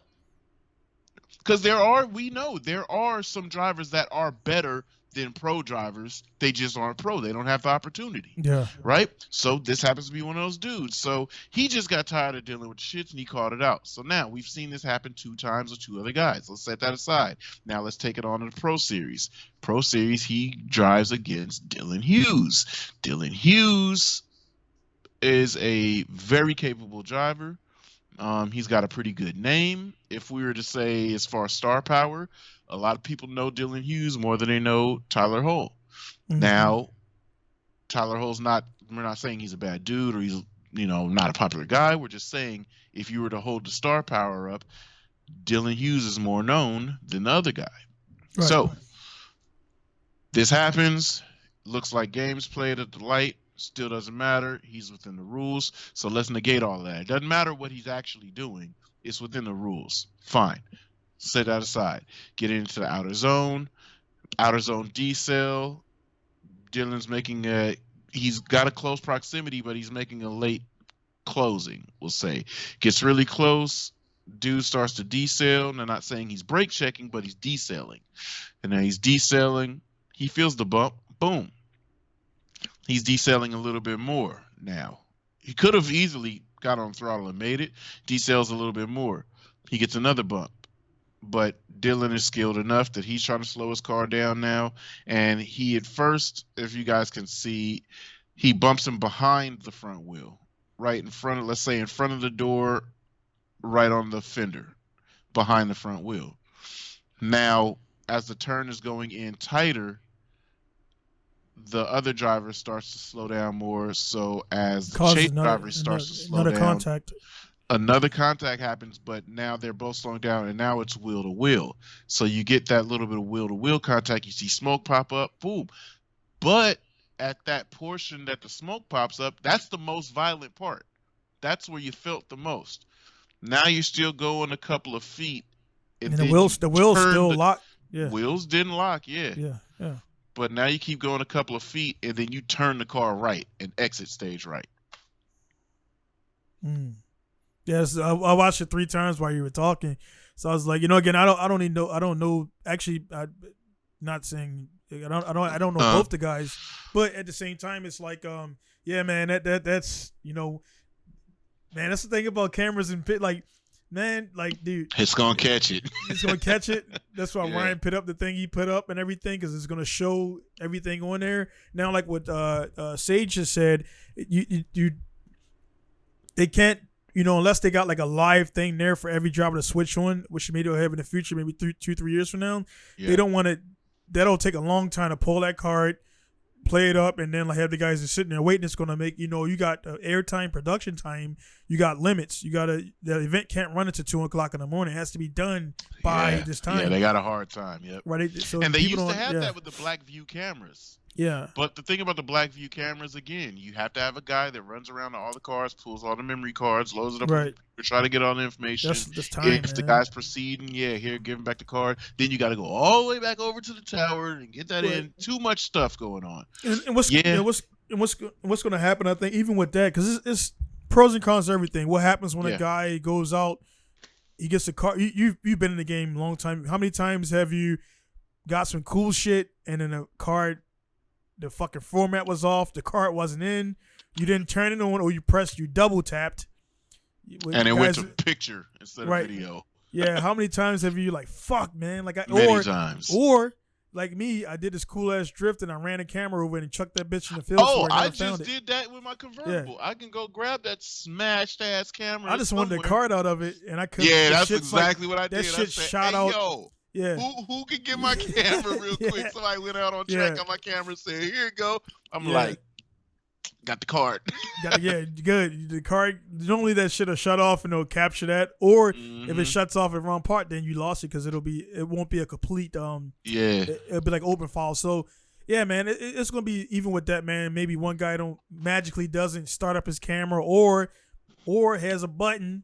has a switch that he knows he fucked up and then hit the switch or whatever. But it could be all this different shit, competition, and like you mentioned at the starting up thing, man. It's like, well, a lot of people don't realize, man, drifting is drifting, right? But it's like games, like again, JTP had that skill set and the mindset and the knowing the rules, right? Knowing the rules, you gotta know the rules. Yeah, you gotta know the rules. So he knew that if he does this, let the body run for Odie, he gets effectively 15 minutes to fix the car. That's shit that again I didn't even know. So I'm like, so I'm learning as somebody who's a potential competitor. Yeah. Oh shit, that's some shit that you could do off a fucking live feed. You know what I'm saying? And so see those things happen like when you know that rule book and you have it. You say, all right, guys, hold on. So what's the game plan we're gonna do? Because how fast do you think you get this done? Oh no, we can't. Well, we only got 5 minutes to touch it. So if we can't do that, let's not do that. We're in the finals. We can do this. We could do that. Let's make this happen. Is everybody cool with that? Yeah, cool. Break. Go. Yeah. Do. So easy. It's like, knowing the rules. So with Taylor Hull knowing that he's in the braking zone and he's at free will to do so, to slow down, but it comes to where do we get the sportsmanship thing? Right. Bruh, yeah, you can slow down. You can put your arm out the window and give me the finger. But what about giving me your best? You know what I'm saying? Give me the best that you got. Let me give you the best that I got. Let the shit fall where it falls. Yeah. Don't play me, because that's where, if anybody never knew, that's where Justin and Vaughn always butted heads. Vaughn was always big dog in Justin. Justin scrappy, ready to hit it, and literally would hit it, because who knows? Using the decels, using the tools that Vaughn used to say, the slow down techniques, he would slow down on Justin when Justin's like, dog, you're so fast. Why are you going so slow at this portion of the track? When I was leading and I was hauling balls, you were right on my door. And then when you come into the tire play, yes, a driving situation does slow down on the second run for both drivers because they both have considerably less tire. But when it is a dramatic drop off, when we were just going at a cool, moderate pace, something was done there. Because if the car can still operate on 30 to 20% tire by the time it gets to that area, well, operate it. You know what I mean? So again, these are all just observations because the driver's doing whatever the driver's doing. We're not driving. That's not our business. But when we're looking at the sport, giving our opinion, and then there's a reason why I didn't put in and say anything about it in the comments or whatever. Because I reserve my opinion for here. Right. You talking about for the Cadillac thing? Mm-hmm. Yeah, I just seen this like 200 and something. I didn't click on it, but it's a lot of comments. And it's like I open it up and I see it. It's like it's grassroots. And that's I'm like, I know this guy. I know this guy. So that's what I was doing too. that is the shit is small, and then like you got shit where if you say something, oh man, you siding with this guy. Like I'll stay out of that shit. I don't side with nobody. I just came through. You kind of go back and take that to the Daigo shit. We brought up Daigo like a couple episodes ago where Daigo came in and he started playing. Daigo, he's good. He's either like somebody said, he's either like on spot or he goes so hard that he messes up. He just goes hard. So you gonna get Daigo all the time. Did you see him stuff his car at episode? Yeah, and I thought he was gonna do like a 360. I'm like, oh no, that's I did up. Too until he slammed. I said, oh, he wilding. Oh, he ruined the car. Yeah, then like you had a few guys like Daigo being Daigo or whatever. I'm like, dude, get out of here, man. So like the dude's still gonna put down. But when he came in, and we bring it up again, JTP, there was a situation where like Daigo, I think he brake checked him or something like that. Yeah, he just had a decel. Undesired deceleration. Yeah, and he was using he was bringing that season, man. He came in, won, left out Rookie of the Year and a championship, and he just kind of he brought some shit in there that I don't think everybody has seen.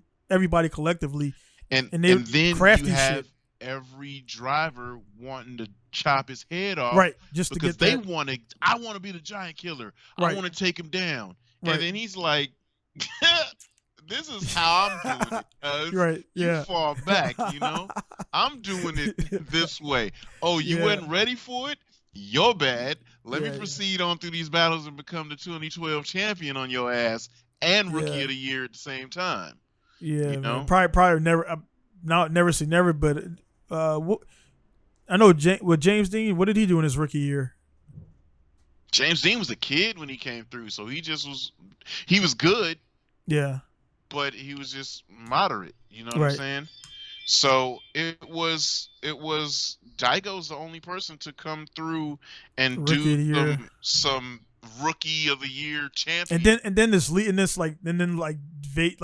vanish. Like he kind of just and there leave. was Yeah. there was this talks like Shinji was supposed to go over this year. Then of course it was a few guys that were supposed to go over this year, and Shinji. I think Shinji, he's always like he's kind of like FD's version of Turek. He's always either on the podium or just right off. Shinji Oh, Benawa. really? Uh-huh. Yeah, so he's Robbie Heyman. He's the owner of Heyman. So he Robbie, Okay. yeah, Uh-huh. Robbie Shinji, all those guys roll here, but Shinji's like the FD Japan version of Turek, and but he don't fuck with D1 GP. He Oh, just really? yeah he don't he just doesn't and even Yeah, Robbie. hold I on. mean they oh you good. I got an Just- Amazon package. Hold on. Oh Hold yeah, on. all right, One cool, second. cool. It's right Let's there. talk on some regular shit. But yeah, man, yeah, hey go guys, ahead. guys are there again. This is Lex we watching right here. We're gonna actually wrap it up a little bit when he gets back and everything. But again, man, like the stuff we talked about for the drift stuff, everything is going down. Now the reason why all this drama stuff is happening, man, because money is involved. When it's a lot of guys don't say, all right, it's drifting is whatever. Make drifting fun or keep it happy or whatever. You can do that in the grassroots when you're just spending $100-something to enter and you jamming with your boys. But when you got sponsors, you got all this stuff on the line here, it's not going to be that way. You're going to have to actually put down, show out, do things differently. And it's never anything really personal. People are going to, emotions going to get high. People are going to want to win. Eventually, again, like guys probably picked up. I'm looking at doing probably at least one round in 2021, depending on how things go, how I rebound from COVID stuff and how much money I got, and then go from there. So once you get into the competition phases of things, it's not really keeping drifting fun is one thing. Again, like I said before, but like you got sponsors, you got deals, you got all this stuff right on the line. Now JR with what he just won, and now his company's growing now. That raises him up, raises his stock. The Nova finishing second, that raises his stock. So next year you could see a third driver. Like Lex said, a third Mustang. Now they're gonna get fucking first, second, and third. You know what I mean? They got the support. Man, how They can definitely do it, and it ain't personal. It's just, hey, I got the better team. I got the better squad. I got the better car. I got the killer instinct, because you can have all that shit and be scared to drive. I don't know homie who just kind of backed out. That's not something I would do in a drift. If that bitch is sideways, my wheel's still turning. I'm throttling down to finish that run. And like Lex said right there, it's the same. It's equivalent to like a fighter. A fighter doesn't really want to beat everybody's ass. They want to actually a good fight, because if you're just beating everybody's ass, it's like, all right, you have no competition, and stupid shit happens. But if you got a fight where it came down to the wire and both fighters are like going back and forth, those are the fights that are remembered for life. Those are the fights that people like. It was either one could win, and one guy had a little bit more in his tank, a little bit more fight in him, and he won. But everybody say they both were winners. But that shows heart. Yeah, right. It's heart. You get to display heart. Right. Technically, what dude didn't display was heart, because he could have won that anyway, because the impact shows boom, boom. All right, if I'm off this inner clip, it's because of him. Yeah. He just hit me. Y'all saw it. You just continue on, and then you Continue still went. on, yeah.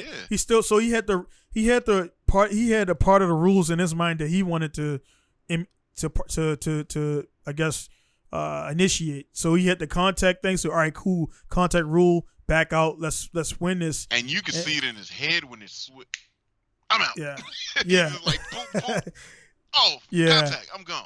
Yeah. So instead of continuing on, he still would have, if the thing was what it was, he still possibly could have won, man. So it's you could play games like that. You got guys like I mentioned before online. You got guys who are point fighters.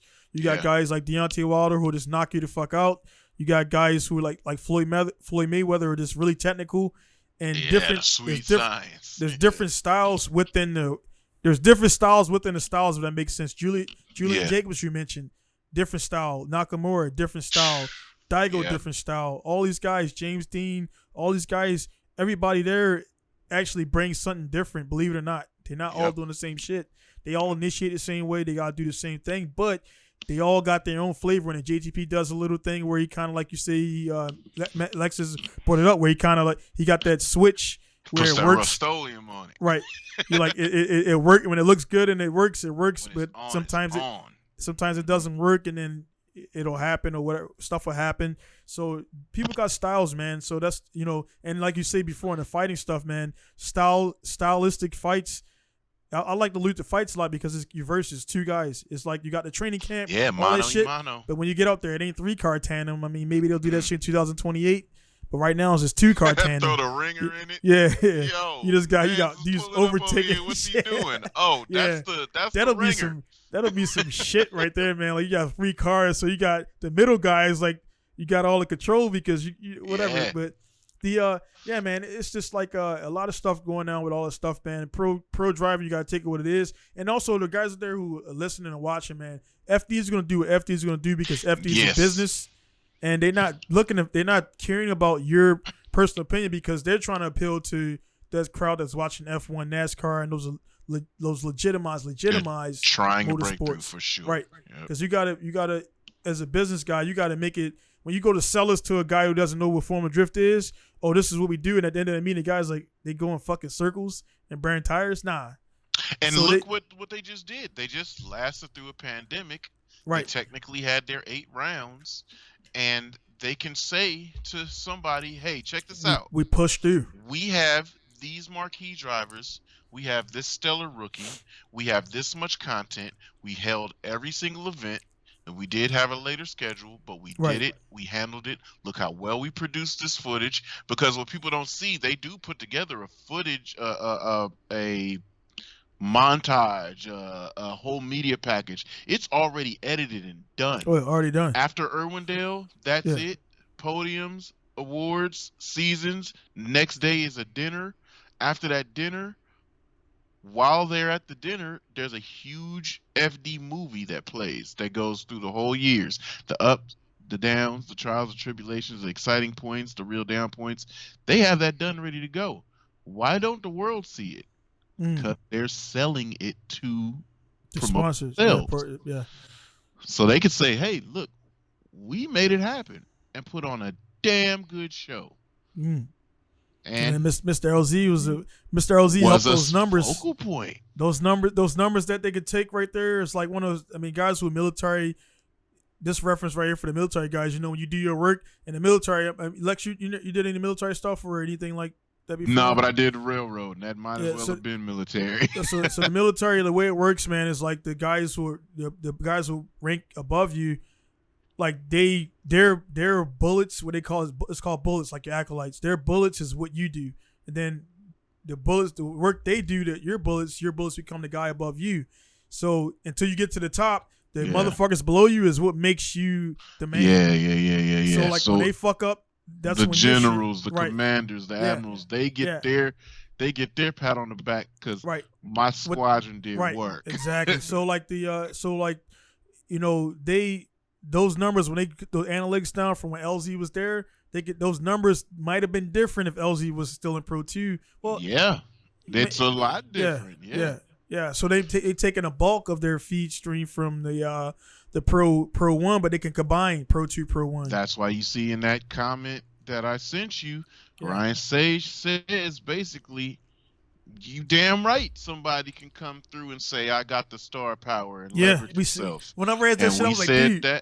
I'm like, bro, we said that shit, dude. The episode ago that a driver could come and say, and I said it verbatim, you know what I do. Run the bag. They can do that because FD's paying attention to that. And they can say, hey, man, Forsberg, I know you're a champion and one of our solid dudes. But Janet Jackson had a song called What Have You Done For Me Lately? Yeah. And literally, what have you done for us lately? Oh, word? This new dude just came through. He's got his own media package. His driver suit looked better than everybody. His car looked better than everybody. His he brought this many eyes because his content package, his girl's content package, and then his friend's content package that came. That's how many videos got made from these 1, 2, 3 events. Yeah. And ran up the charts on the chats on YouTube. I mean, dude, that shit is like. It's outrageous. If yeah, you just I'm like, man. Looking at it, yeah. bro. If you start looking at it, it's like, God damn. No, I did a few I did a few like business like people don't really like, got one guy tried to call me out saying he seen me in the thing. I'm like, no, I paid $50 to put the thing in there saying I'm going to be there for 2021, potentially 2022. All those people seen it. I got off that $50 I spent. I got 50 subscribers. Because of LZ people. Investment. That's fucking ROI. Yeah, ROI, dude. I spent Yeah. $50, which is you can get a somewhat decent steak dinner for that price, maybe. Word. Before Yeah. taxes. But I mean, I spent $50 and I got 50 subscribers roughly just from throwing a little thing on there because nobody's gonna pay to see it. And they're like, oh, this dude spent $5,000. Like, no, that's 5,000 yen. So it's 5,000 like, yen, my God, US. So that's actually about 45. But whatever. look though, right? Yeah. So check it out.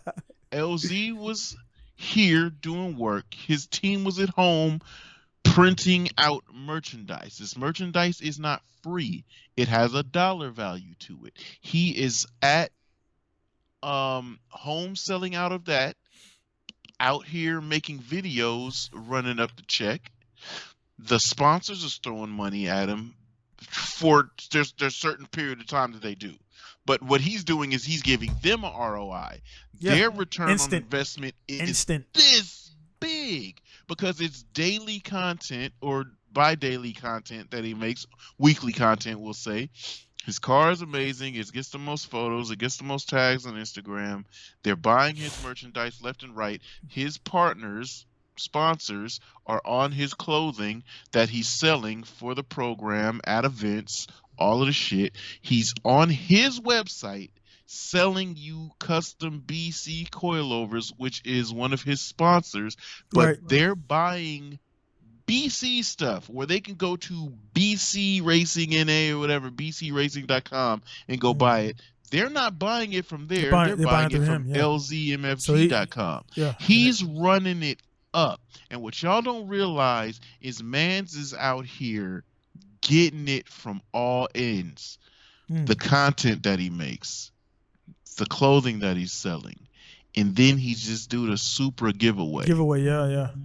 He's making sure all of the stuff that matters, the tangible shit, the clothing is selling out. Restock quick, print quick, sell quick. It's going. Sock it to my pocket.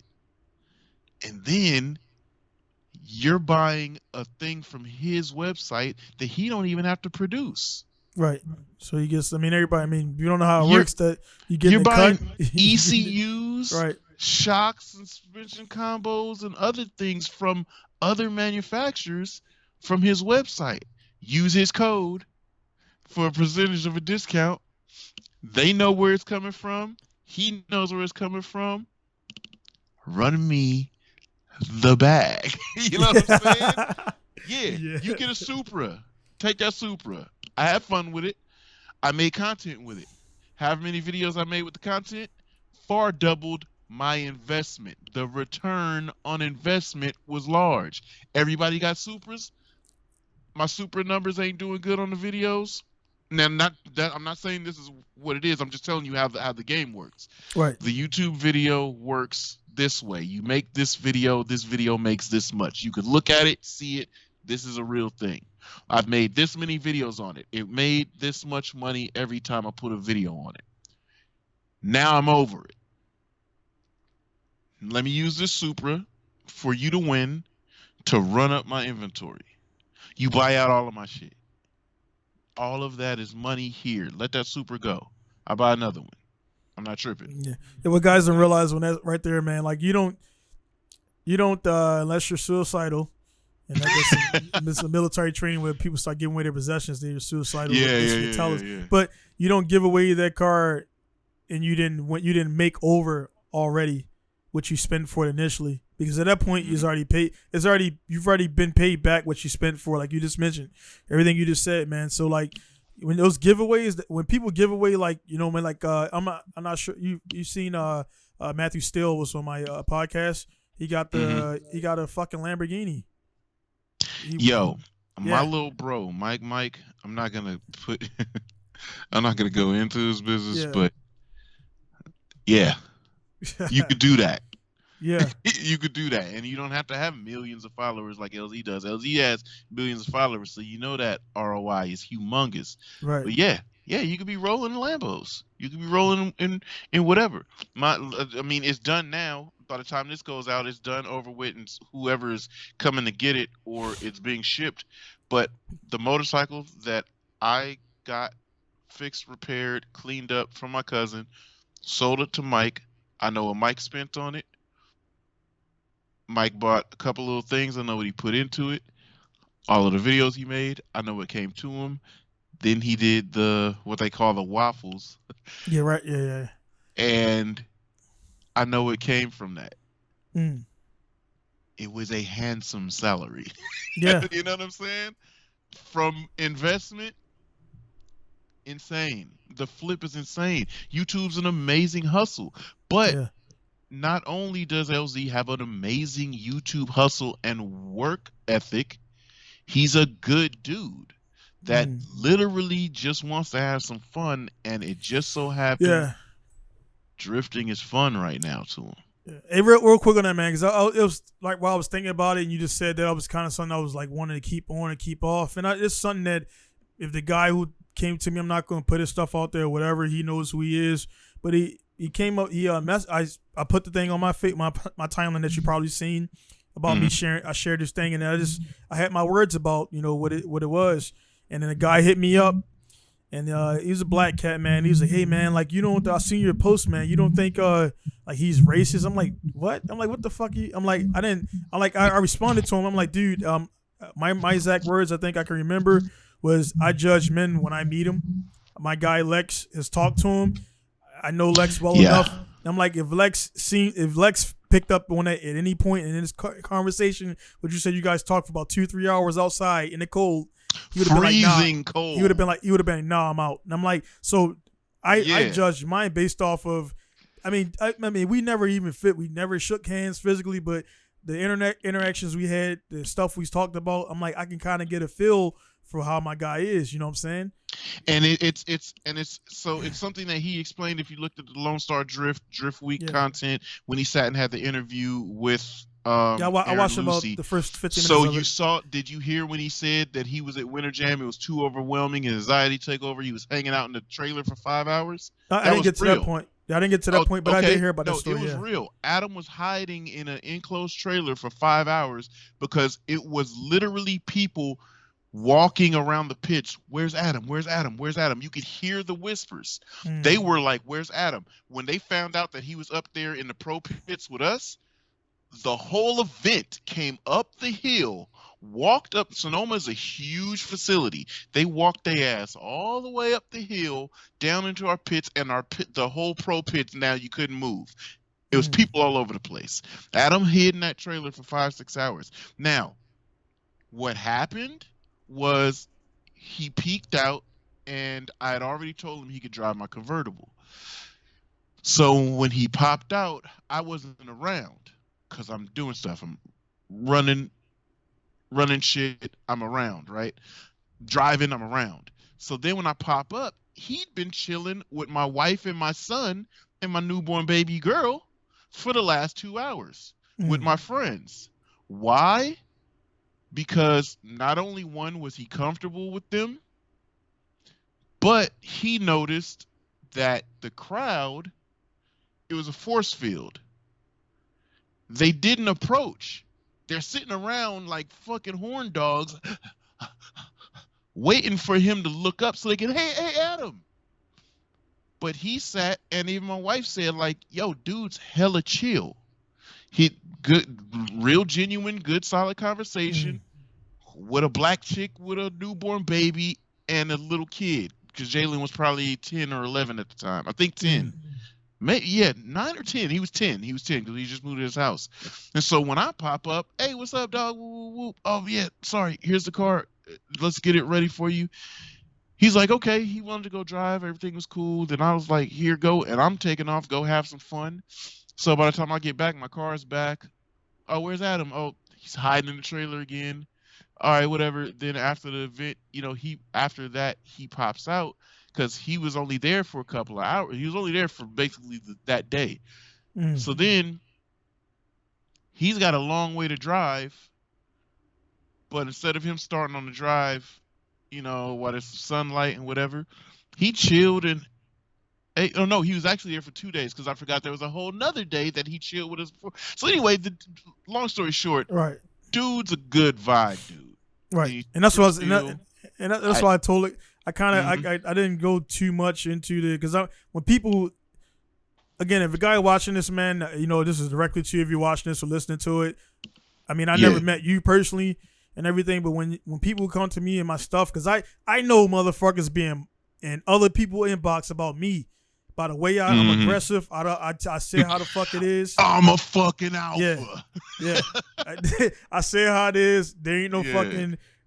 There ain't. I don't like the leading shit on and drag it. Like it is what it is. Let's get done. Move on. Life is too fucking short. So I tell the guys how it is all the time. No crowd around. No cameras. Just me and them. So it's only me. It's only me and him that knows what happened in this conversation.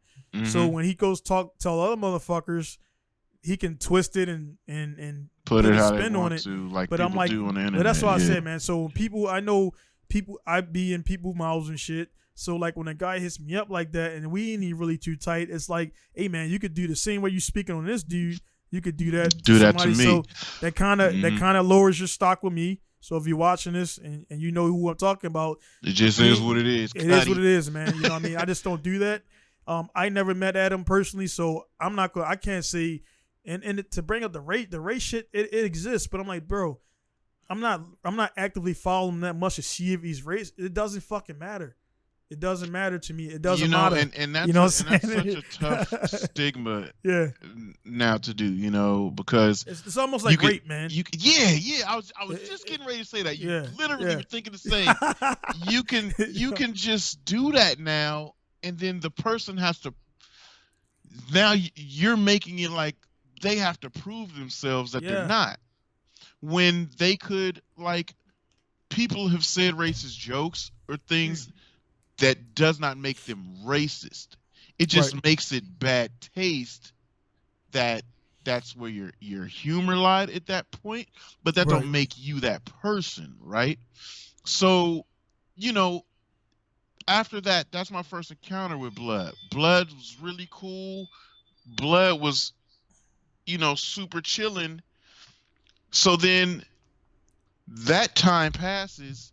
Now we're just talking back and forth via text and stuff. And dude's telling me real personal shit, family shit. That don't seem like a person that, I don't fuck with your type. Exactly. I don't want you in my business like that. Exactly. You knew that when we chilled was a genuine connection, genuine contact, genuine interaction. I'm a good dude. You're a good dude. You felt comfortable enough to share and divulge those kinds of things, right? Now the next time I see you is in the desert at Grange, and we are chilling. Sorry, family came in. It's all good. But I'm with my family again. Next time you see me is at another industry type event. FD guys are here. All the who's who of drifters is here. Everything's shaking. But you see me again, super consistent with my family. And I didn't even see him. I knew where his pit was, but I didn't know he was there. So as I'm driving through, somebody hits my car. Hey, yo, what's up, cuz? What's shaking? And I'm like, somebody really got to know me that's how you interacted with me. And when I looked, it's Adam. You plop on my car, pop. What's up, cuz? What's shaking? That's how you. Oh, what's up, bro? What's going on? Woo. Hold on, I'm going to the track. Let me get a few tests because I just got there. Y'all have been there. Let me get a few touch runs on. I'm gonna come fuck with you. All right, cool. That's how blood is. Mm. You know what I'm saying? So from what my experience is, Cuddy cool with me. Yeah. You know what I'm saying? Yeah, people want to, if they have that. I've been in the same types of conversations Mm. with groups of people that have said, "Cuz is racist. Here's when. Go to this video at this timestamp. Like This is me, something super racist." reaching, man. Be like, "All right, that was in bad taste." But we grew up in the 90s and the 80s. Yeah.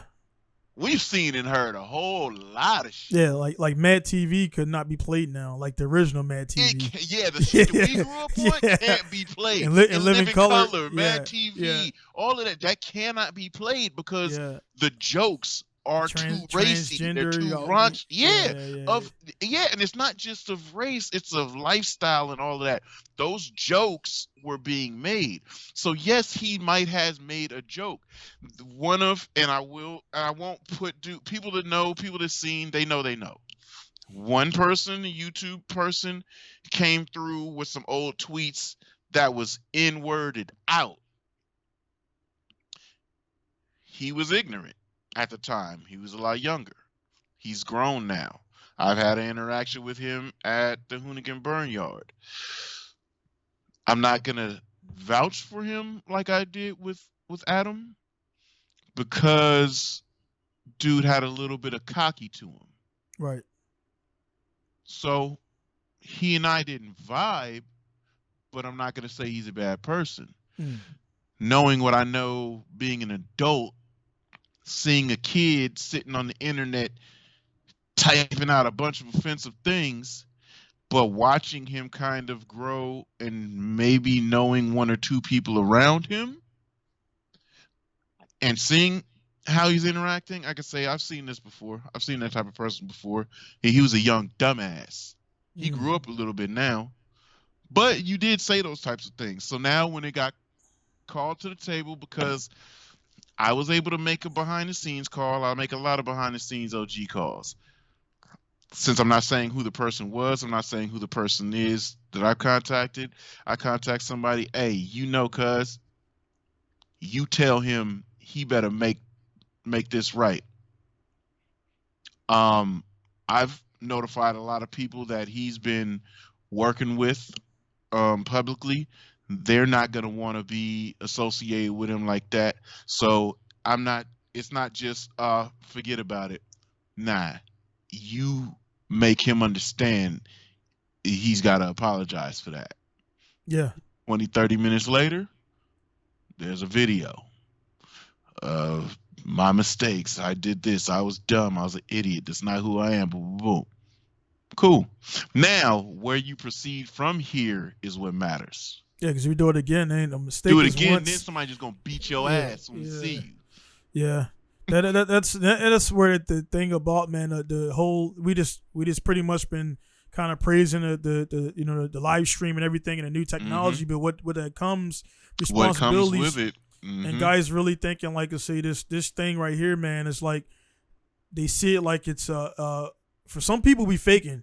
That ain't me and your problem. That's not our problem. You know what I'm saying? Some people be faking, so when they turn that camera off and do what they got to do, it is what it is. They act up and everything and stuff like that. So they don't realize the real is real out there. So when you see and do certain shit, you know what I'm saying? People don't care who you are. They don't care how many followers you got. You get slapped. They don't. And I was and check this out, because I always have my ears open. I'm an observer. Right. I was just at a drift event. There's a YouTuber there this weekend. I'm not watching him, but he's pit right next to me. And so I'm chilling, but my ears are open. Him and his entourage is talking quite a bit. Oh, I hear their conversation, how they're talking, what they're saying.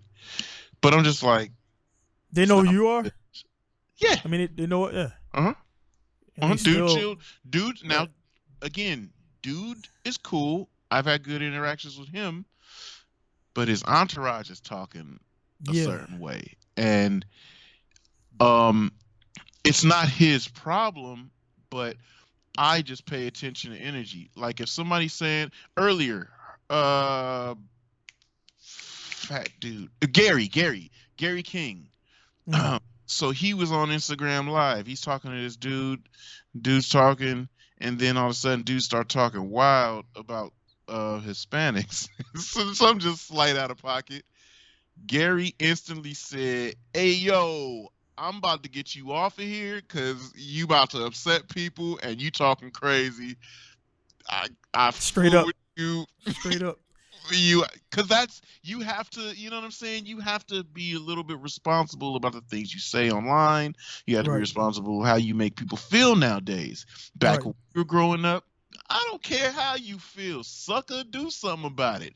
That was really the energy, you know. Nowadays, it's a little different, you know what I'm saying.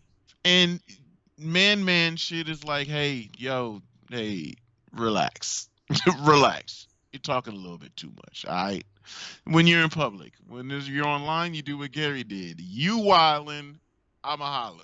Boom, you know what I'm saying? And it's just like, you kind of see how those things move. But I'm an observant person, so I listen to a lot of things that, you know, that if I hear something, you know, you'll be around. You said it yourself. You hear people in Japan speaking their native language sometimes about you because they don't know that you know it. Right. And you can be like, you could decide to respond in Japanese or give them a look or however. Oh, that's what I do. I just look.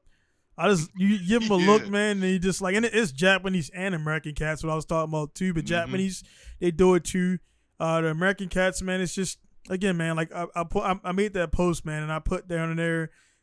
I know it wasn't. I mean, it was talking about LZ. A lot of people didn't know who he was. They know him now, but it was like, look, like I guess your people's shortcomings, their failures is not his problem, man. It's not. And people want to push that. And I had a dude that was kind of in my inbox, kind of an asshole, and he commented something like I'm not feeling him. I'm like, not feeling what? Like, because he said because he didn't work as hard as say like a JR to get there, or a Denofa, or he ain't got as much dirt on his fingernails that he doesn't deserve. I'm like, no, he got the points. He got more. It don't dirt, fucking matter. probably. It don't matter. He got the points. He got his car passes tech. Yeah, that part. That's it. He's there because he's qualified. He to qualified. Be there. One.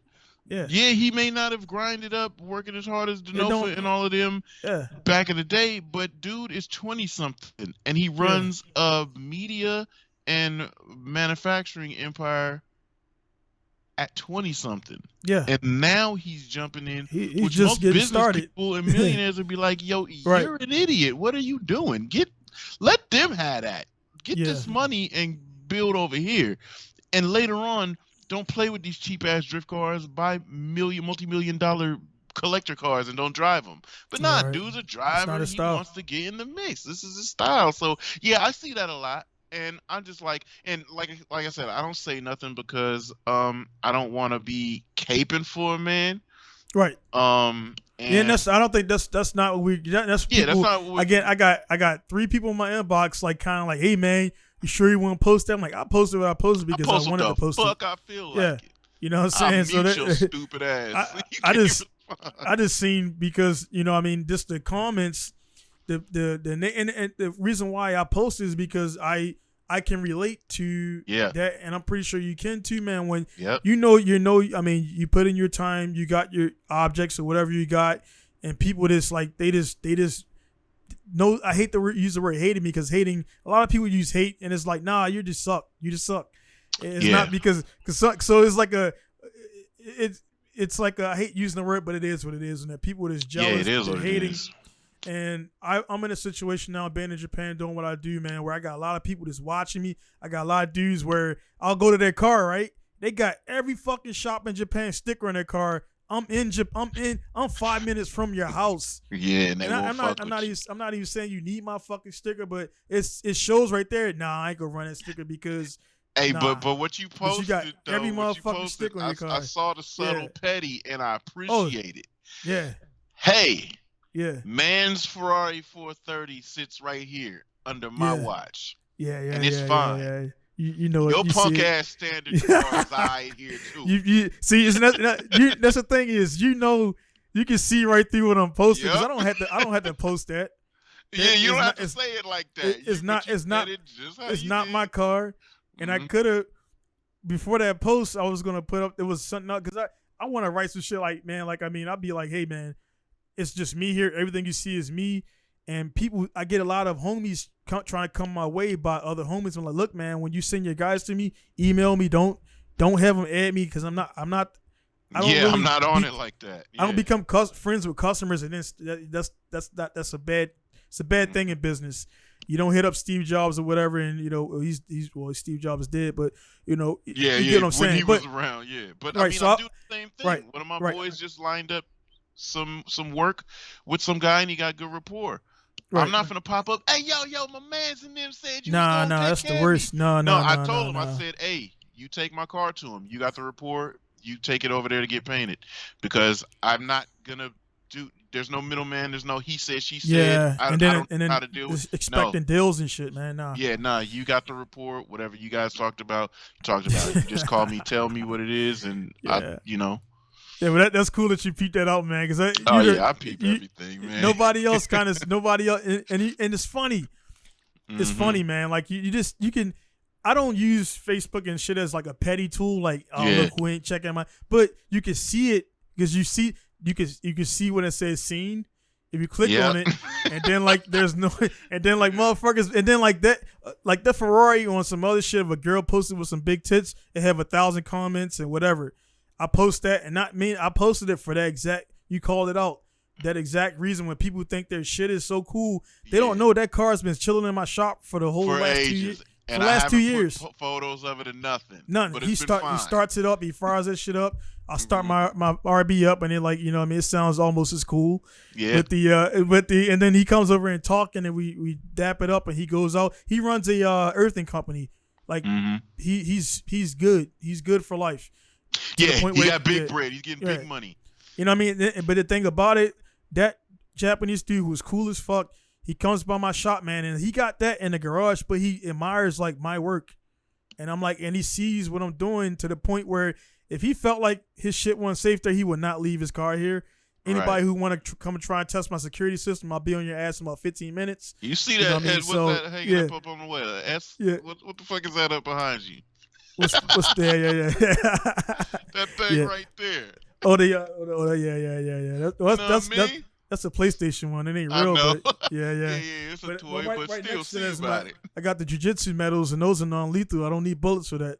I just got my hands. These are violent as well, but man. Yeah, man. It's like trust me, man. Like my shit and the customer shit is safe. So, people like, man, you shouldn't post that. The dude drives a Ferrari around Masawa. Like it's a farm town. Yeah. It ain't. But he is in town. But there's some other shit. Sitting around, man. And anyway, I put you again. You seen what I posted it for. Guys can say what they want to say, but at the same time, for me, I'm doing a lot more bigger shit. But I don't feel like I don't post everything. And some people are like, oh, man, should we post everything and doing it? I'm like, nah, that's LZ's. That ain't my vibe. It's LZ's thing. Yeah, that's what. Not knocking him, but that's his thing. I'm running my shop here. I got my different things. You don't see Smokey Nagata and all those dudes posting up every day. They got shit going on, you know what I'm saying? Not saying that he doesn't, but it's just not you got to know your lane, man. I think a lot just of people. Like that Samet dude has Okachan posting shit all the time. His page like overnight. Like, I mean, that's because a lot of people buy your Sheer Factory shit. And I could have been like, this dude has started his channel. He already got fucking 20K followers in like the first week. Subs. And it's like, and it's probably more than that. It's like because the dude's been in the game 40 plus years. Everybody got his parts. OG. Drifting, griffing, everything, dude. Came up with Tsuchiya and Daijiro. Like, so those guys are to even take myself and put my, like, he's a different. We're in the same industry, but he's a different class. Yeah, and that's why I recognize I'm building up to that. But a lot of these new guys want to fucking come out the gate and then feel like be that. Yeah, I'm like, nah, dude. You gotta be JR and go 10 years on that championship to get that championship again. You can't just think of how humble he had to be from 2010. Yeah, he didn't know he was gonna win a championship in this shit. He's been having a tough time. Yeah. But he came through. So you had 10 years of humble pie. So he was building while he was active. Like he was building a lot of shit that a lot of people seen. He was linking up with Kim Block and doing the video with Daigo, all this stuff, man. You can see hooking up with Cletus McFarlane yeah, and them. I seen it kind of like I ain't got been following, building. but yeah, you can see the results, and that's what people don't realize, man. Out there, you don't gotta say shit, man. But when you rock up and put that work in, you ain't gotta post nothing. You ain't got a pre kind of like kind of what I did with the 5,000 yen and kind of say I'm gonna be there. I didn't even read to see the comments because they don't know me, and also the shits is going too fast. So I just put out there and the one guy that's seen it, I know people seen it. So you could just not post shit and then bam, show up at the track results. People going to see results, so that'll be that. Results speak, man. You know what I mean? JR's win this year. Think about how cool that would be. Yeah. So many people ask me, why don't you do Pro 2? Why don't you drive good enough? I see you drive with these. Yeah, but I can't dedicate the time. What if I could dedicate the time and I petition to go to Pro 2, turn up the power a little bit on this thing, and then you just happen to see me on the grid? It would be holy shit. Yeah. There goes man's in them. You know what I'm saying? Sometimes that's cooler. People could see you, and I have dudes hit me in the comment, man, how long you been linking up with Donnie? How long you know Donnie? I was like, man, me and Donnie been playing video games for years. For years, man. For years, dude. Yeah. You know, years, and because we have this internet thing that we can connect, we've used it to connect. And, you know, now it's like, it wasn't like, oh, hey, you know, I'm drifting this week. Oh, hey, I'm drifting this week. It's just like on this internet thing that we connect with, we post a couple things. And then it's like, oh, man, he's active. He's busy.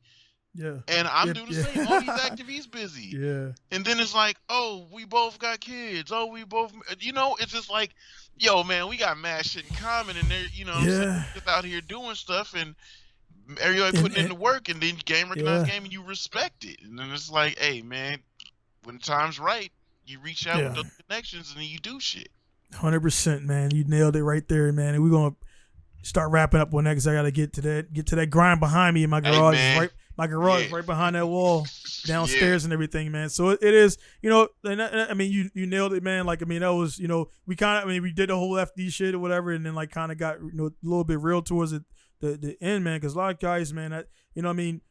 Yeah, it's the end of the season. Right, end of the season. I would, you know, a lot of guys would call me like, oh, man, you've been in the game this. You go, I'm on the forums, and like, it's just like, I told dudes, man, like, I'm not saying, like, I never pulled that shit, man. You know who I am, because that's the corniest shit. I've done it once. Nope. I've done it once, and then this back. Even though I was in the right, I did it, and then he was like, that shit was like some clown shit. And it's like, now I go into a group, get into like a little dispute, and then I'm like, hey, have a nice day, and I bounce out, and then I turn the notifications off, but then a guy will screenshot me where about 40 dudes are going there like, hey, man, that dude runs a shop in Japan. Yeah. And then I'll be like, and I'll smile, and I'll just be like, response. And I checked out. I didn't cuss at the guy. Okay. Yeah, actually, I did cuss at the guy the other day. He kept about some transmission shit, and I didn't say nothing about nothing. I just regular dude commenting, and he was like, "You could buy this." I'm like, "Dude, this is different. Is a different."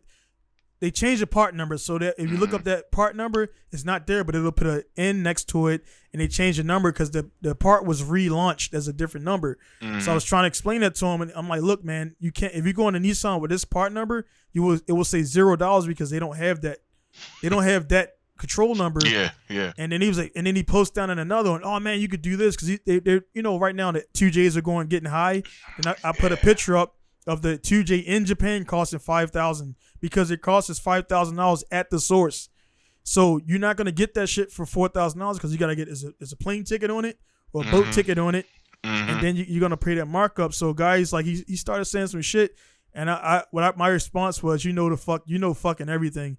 And I was like, whatever. And then I left out of there. And I'm pretty sure the guy's like, dude, he does like this, like 15 hours a day. That's his life. Yeah. You know what I mean? The other 5 hours is sleeping with his kids and wife. You know what I'm saying? So, man. Just don't respect the grind. And it's just better. All that matters. Keanu Reeves is a kind of like in tangent, man. He's one of the guys where I read up something. He was like, dude, he was like, when he get in an argument with somebody, he was like, yeah, you're right. And then the person shuts the fuck up, and then he goes about his day, man, because he's like a chill dude. He has a tragic past. A lot of people died around him and stuff like that. And he's just a chill. He's like a dude that he's Hollywood, but he's just like, I'm a man like you, man. And yo, that's why bro, be down there because chill. He be around the way sometimes. Yeah, right on the bikes, right? He's on a bike. He's a motorcycle fiend. Yeah. Doing track days and everything. He's a gun. He's chill dude, man. Yeah, shooter. He exactly. messes with guns quite a bit, but no, literally, he'll just be out eating yogurt, sitting in the street, sitting on a bench in the street. Drinking his Starbucks, chilling on a bench outside the shop. So he's chill dude. I mean, best people in the world are like that, man. You don't give a shit, man. I'm just comfortable where I'm around. Eric, I just had on, man. Like, I mean, I watched the podcast and I was, it's one of those things you got. It's this episode 82, and it's still learning. Like we always good, man. Like, cause there's always a good. We both go on riffs, but like Eric was so chill that, like, I was like. I felt like I was like fanboying a little bit because I'm like, dude, you know what I mean? And I was like, man, I was like, fuck, I was talking too much. And he jumped in what he did and he was like cool, but that's just his nature. He's not a oh yeah, let me get in there and say what I gotta say type of dude, you know what I'm saying? Yeah. But I could tell that dude has so much fucking knowledge, man. And like we talked a little bit offline and he's like, dude, hit me up whenever. And that's good. Relation, this dude, like he's a hit tuner for IMSA, which these guys are like, it's up there, man. They're doing some big shit, man. Like, they are. You know what I'm saying, man? It's cool. And the guys are there, I would say, guys, just like do your thing. You ain't gotta be like proving yourself and doing all that, man. Like I say, LZ or whatever. The results speak, man. Just do your thing. Proof is in the pudding. Old phrase still stands true. Yeah. Don't matter what the ingredient is. The final product is all, you know what I mean? That's all you should care about, man. So, hell yeah. I know it's holidays. For everybody that's watching this might be out before, towards, or after. But happy holidays, Thanksgiving, and all of that. Eat. Use the holidays for gathering. Actually, what it's the 25th there? 25th, yeah. So today's the 25th, yep. All right, so I'm gonna chop. As soon as I get off this, I'm gonna chop this up. This is gonna come out on Thanksgiving because everybody's home using those analytics. Yep. But that's that part, yeah. And like I said, Thanksgiving ain't about shit but camaraderie and being around your loved ones, man. All that other shit, whatever.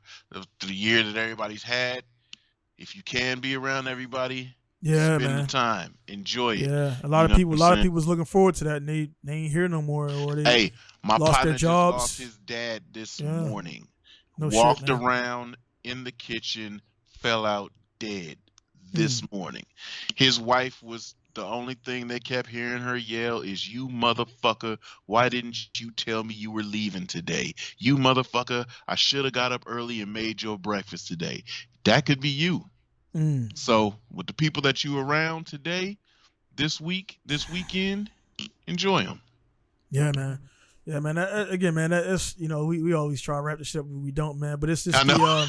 It's little. It's why I had a day yesterday where I had 2 customers, and I'm like trying to reel them back in. Like, look, man, you don't paint the narrative. I wouldn't come into your life, and that's why even with the setting this up, man, I'll be like, hey, man, I'm gonna be here. And whatever, like, I respect your time, man. And that's where I think a lot of people don't do that these days, where like, people I want to give time to, I'm going to give time to. Guys who ain't really, they ain't earned that time. Like, I'm at a point, man, where the combat shit I've done, the place I'm in, I don't have to give my time to everybody.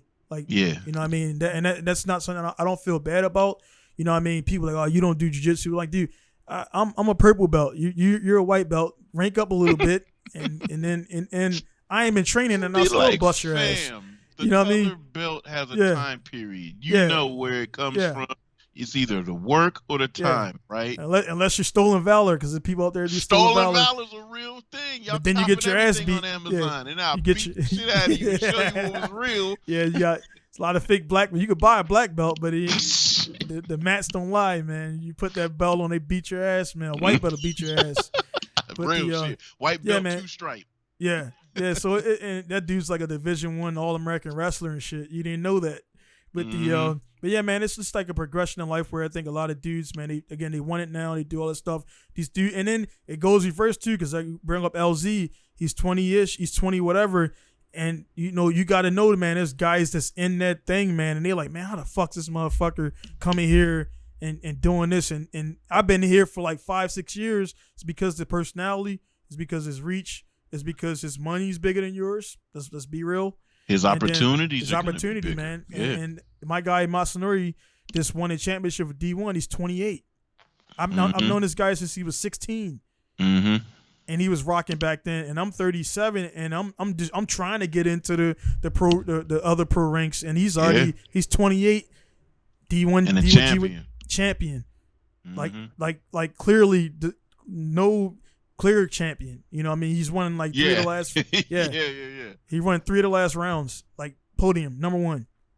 And it's like you could be petty about it, or I'm the first guy on this timeline. Congratulations. That's what I do. I know I'm putting the energy out there, so when my shit turns around, I know my story be one of the first guys to be like, hey, man, congrats on this. Because a lot of people be like salty, like, man, he's because he works at a track and his dad was a this and that, and he got F3 whatever cars the case is, he put it down. Work. Yeah, he putting it down. It don't matter. So these motherfuckers out there. That's why I can't wait. Yeah. That's why I be like, man, I cannot wait. I told cats the other day on my Instagram. They said, oh, man, Jalen driving. I say, yeah, because then y'all ain't going to have to worry about me. You got him to worry about. Yeah. And I dare y'all, oh, your dad put you in the driver's seat. So he was doing the work, though. Yeah.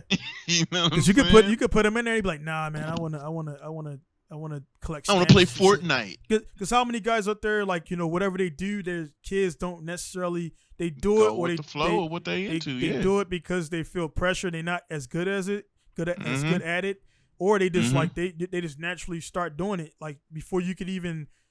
Yeah. Right. You know what I mean? Before you can even, my kid was 1 year old. He don't comprehend anything, but he had his fucking R34 flipped upside downwards and working on. I'm like, dude, he don't see, he not at the shop because he's too. I don't want him at the shop. He's that small. Where does that come from? That's just in you, man. Yeah, my son was 1 year old too. Yeah. With his Hot Wheel, and he realized that in the carpet when you dragged it this way, it made a different color. He designed tracks, and he'd be in the room. And I'm like, what are you doing? Could barely talk, baby talk. Trying to run my best line to get to outer zone and do close tandems. It's been in him since he was a baby, and us being parents, we watch that in our kids, and then it's like, nah, he got it, so I'm gonna give it to him. Right. So it don't matter if you gave him a shop to work on and hone his craft. So what? This is the fact. I was in here working. He was in here working. He went at home chilling and just happened to know how to wrench. He was right here beside me once he was able to work, and now he's working. It don't matter if I gave him the fucking Pinku style to carry on, and I go home and chill old man style, and he out here doing this work. He doing work. That's what he doing. That's all that matters, man. That's all that matters, man. People got too many opinions that they think is valid. You don't think it matter to nobody but you. Nah, I don't, man. That's the thing. And then put hardcore putting on things, man. Like there's some things of concern. Like, I mean, if a guy is doing some wild shit and you think that might terminate his life early, hey man, you might not want to go drifting on, you might not want to go manji on the fucking San Francisco Bridge or whatever it's called. Golden Gate Bridge. Because how cars have been getting airborne off of them they got the little tiny curves. Oh, no shit. That the wheel can go up it, and you know how boom. Somebody go off the shit before? Bruh, the bridge right here to come to my house is a bridge right here. There are skid marks that go, you see the understeer because it's a turn, and people are flying over the edge, landing down on the C&H sugar factory and the railroad under it. People are flying off in outrageous Hollywood spectacular manners. How many Teslas down there when that auto drive shit? Bro. Yeah, tons, bro. Man. That shit, bro. You gotta chill a little bit on that shit. It's cool with my buddy showed me. I was driving his Tesla. I know you've seen that video. And the lines were like they were barely painted in and that shit. I'm like, this shit's dope. It catches them. I was like, I still had my hands like this because I was like, nah, dude, I ain't about to. You didn't trust I ain't about to crash your shit, man. You work hard for this shit. Nah, you But hit that lane keep, and it'll do yeah, that, or you could hit the autopilot with your navigation plugged in, and yeah. it drive. I'm gonna get one eventually. I'm gonna get one. After I got hella friends that work at Tesla, and Yeah. it's like shit. And then Gavin Newsom saying 2031, we're not gonna have any more sales. He of seems like gas-powered he seems like cars. one of the most unpopular people, right? I'm not. It's like when people know your name, is they know it because you're hella good or you're fucking Yeah, up. you got a bad. Yeah, exactly. And he just seems like, I've heard. Yeah. Everybody's leaving. All the podcasts. I watched the whole Rogan crew, so they all talk about. Went to Texas. Yeah, no, not the Texas thing, but how the Newsom dude is fucking up and like he's saying you got to do this, but he's showing pictures of his family on vacation or whatever the fuck, like some other stuff, and I'm like, not practicing what they preach. Yeah, and that's what people don't like to deal with. And not when you're in a public figure. My man, you just told me to do this. All right, we'll deal with it. Yo, why are you doing that? Like what? And then, but what you said too, man. Then you get that flip side, man. Like when motherfuckers actually do practice what they preach, and you be like, nah, man. Well, I figure it was like, nah. If I'm saying it, is because it is what it is. And I feel like those people, like that are actually the most unpopular because they're not bullshit. And they're not bullshit. But think about this, right? Yeah. Back in the day, in the real hand-to-hand combat world wars, the leaders would go out there, in blood with their infantry, with their squadron. You get kills, I get kills, we get kills, we won. I'm just hurt as you, but now when I'm healthy and we have another conflict, y'all will follow me to the death because I'ma ride with you. It's different from now. Commanders and admirals and everybody sitting. Just put them back, move to the back. Yeah, they'd move to the back. But if I'm out there really with you, you're gonna say, I don't like it. This motherfucker run us front line. Tell us save all our ammo and cut as many motherfuckers as we can with bayonets. And I want a flag. But he know we did it before. It worked. So all right. He's there too. He's like, all right. All right. All those dudes saying, all right, it's like that picture in the history books where they all on a battlefield with the bloated stomachs and shit and crows eating their shit. Yeah. Like, but I mean, that was the times that it was, man. Again, I mean, shit, you could have a group of SEALs annihilate a fucking army. Like I always think about shit like that, like Time Cop. When Time Cop and a dude he robbed the shit and he pull out the fucking remember that shit? You remember Time Cop, right? When he pull out the fucking the machine guns, like, nah, dude, and like blast all their ass. Like, it's like you taking modern shit back to that time where they gotta load and stuff the shit down the nah, dude. I got banana clips. I'm shooting a marble this damn big. I gotta shove down this thing. Gunpowder first, and a bullet goes kind of maybe the bullet will go where the fuck it want to goes, but because that shit spin out. Curveballs and shit. But the times where there is, man. I mean, I think you can look back at the Roman army and people were saying the same shit, man. This shit sucks, man. We got to go crucify this motherfucker today. Y'all don't want to. Can you imagine Instagram back then? Dude. Hey, yo, we've been walking for 322 days. Yeah. I actually don't have no more skin on the sole of my feet. And then we got fight. I ain't seen a broad in a minute. Yeah. I'm talking about them motherfuckers like, you ain't talking about deployment. I've been on deployments about a year. The motherfuckers talk about a campaign. Like, that's what they did. They did campaigns. Like, they were gone 2, 3, 4 years. Yeah. Yeah, they marched from here all the way to there. And then when you got there, you got to fight. Yeah, and then, well, if you're a gung-ho motherfucker, because I'm pretty sure, I mean, I was pretty high-strung, but I wasn't, like, I still had my own thing. But, like, you have a dudes that, man, I'm going to fuck these dudes up when I see them. You die on the way there.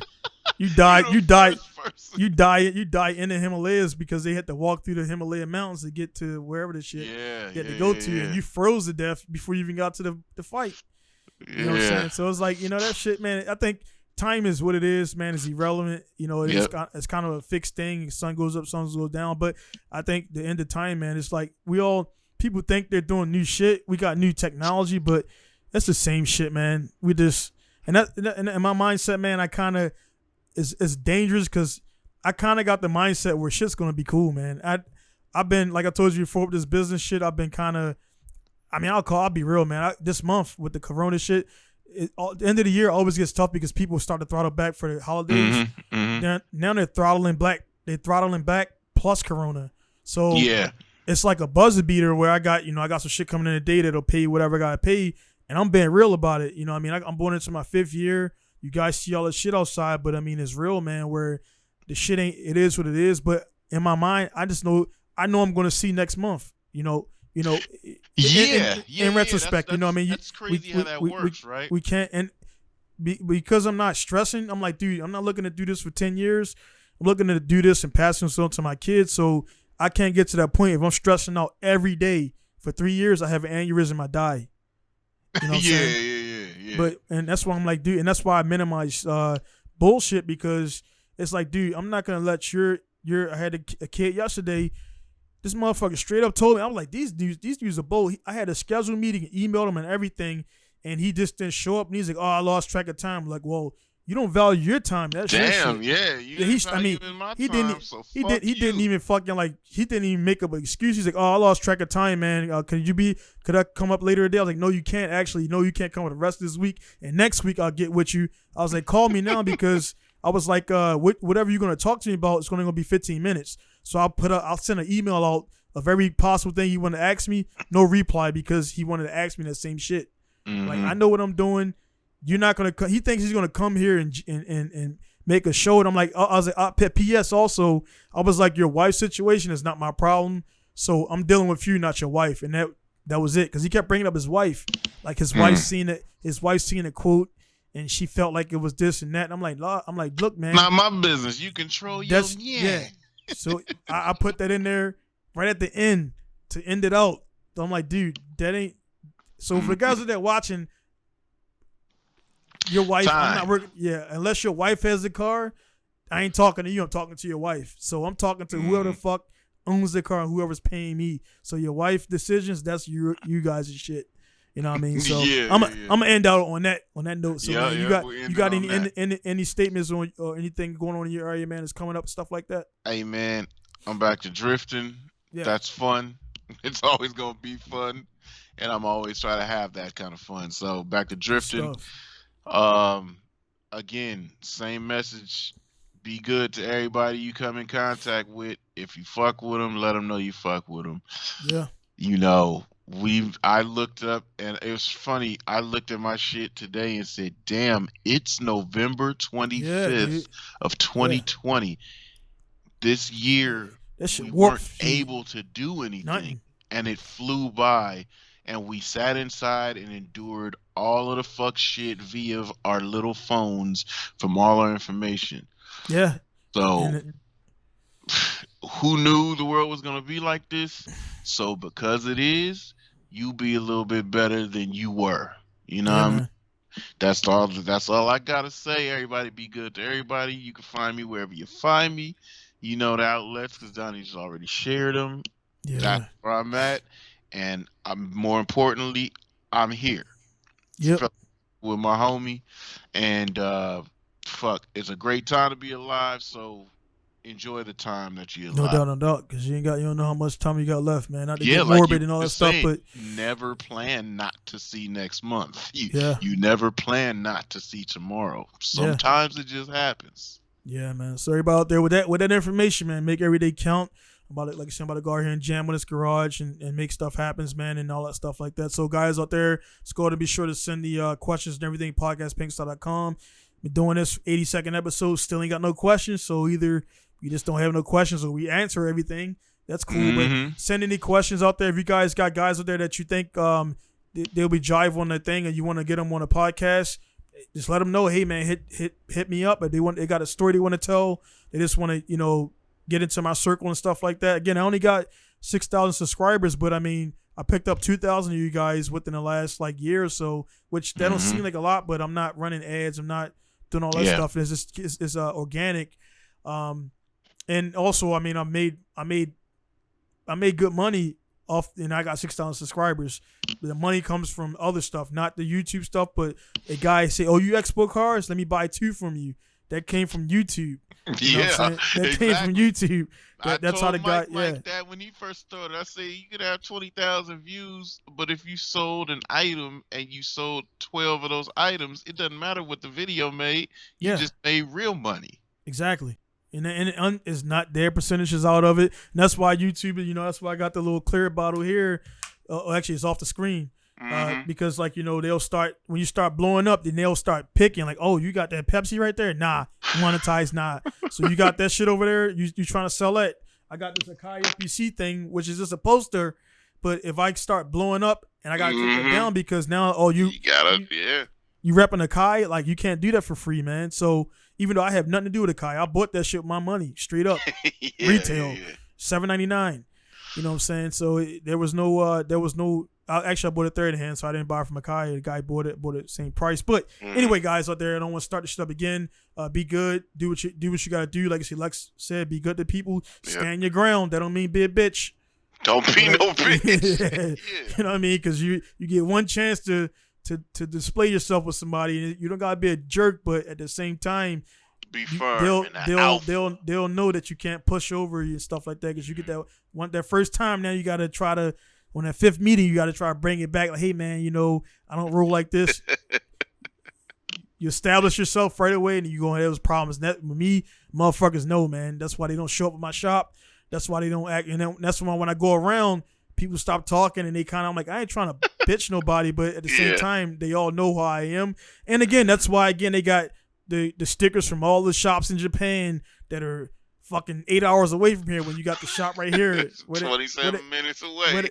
5 minutes. Where that Pinku style sticker at? Oh, no, I can't put it on there because I ain't get my way with them. Whatever, dude. We already talked about that shit, man. But hey, guys, be good out there, man. I want you to check out Drift Masters and then hit me up, and we're going to talk about Drift Masters. All right, I got you. We'll talk about that. We kind of been... I mean, I ain't got the stuff. I mean, I emailed Formula Drift. We ain't put the stuff there yet and stuff like that, man. But we kind of been like, we been. I mean, it ain't reaching large numbers, but I mean, it's getting out there. People are liking it, and I think it'll become something big, and it'll benefit both of us, man. That's what I'm looking at. 2-way, not 1-way, and everything, man. So we got the 2-way dips are better than 1-ways, man. That's a fact. Yeah, that's a big fact. You know, that's a lot. That's wasting money on 1.5-way. Get out of here with that shit. Or you just weld it up. That's even better. Yeah. So all right, but guys, hey, be good out there, be safe. Just make it to 2021. Oh, we making it. It's just gonna change. Be safe. So I'll see you guys later. It's gonna be Don signing off from South Japan. Lexis from Richmond, California. See you guys later. Peace.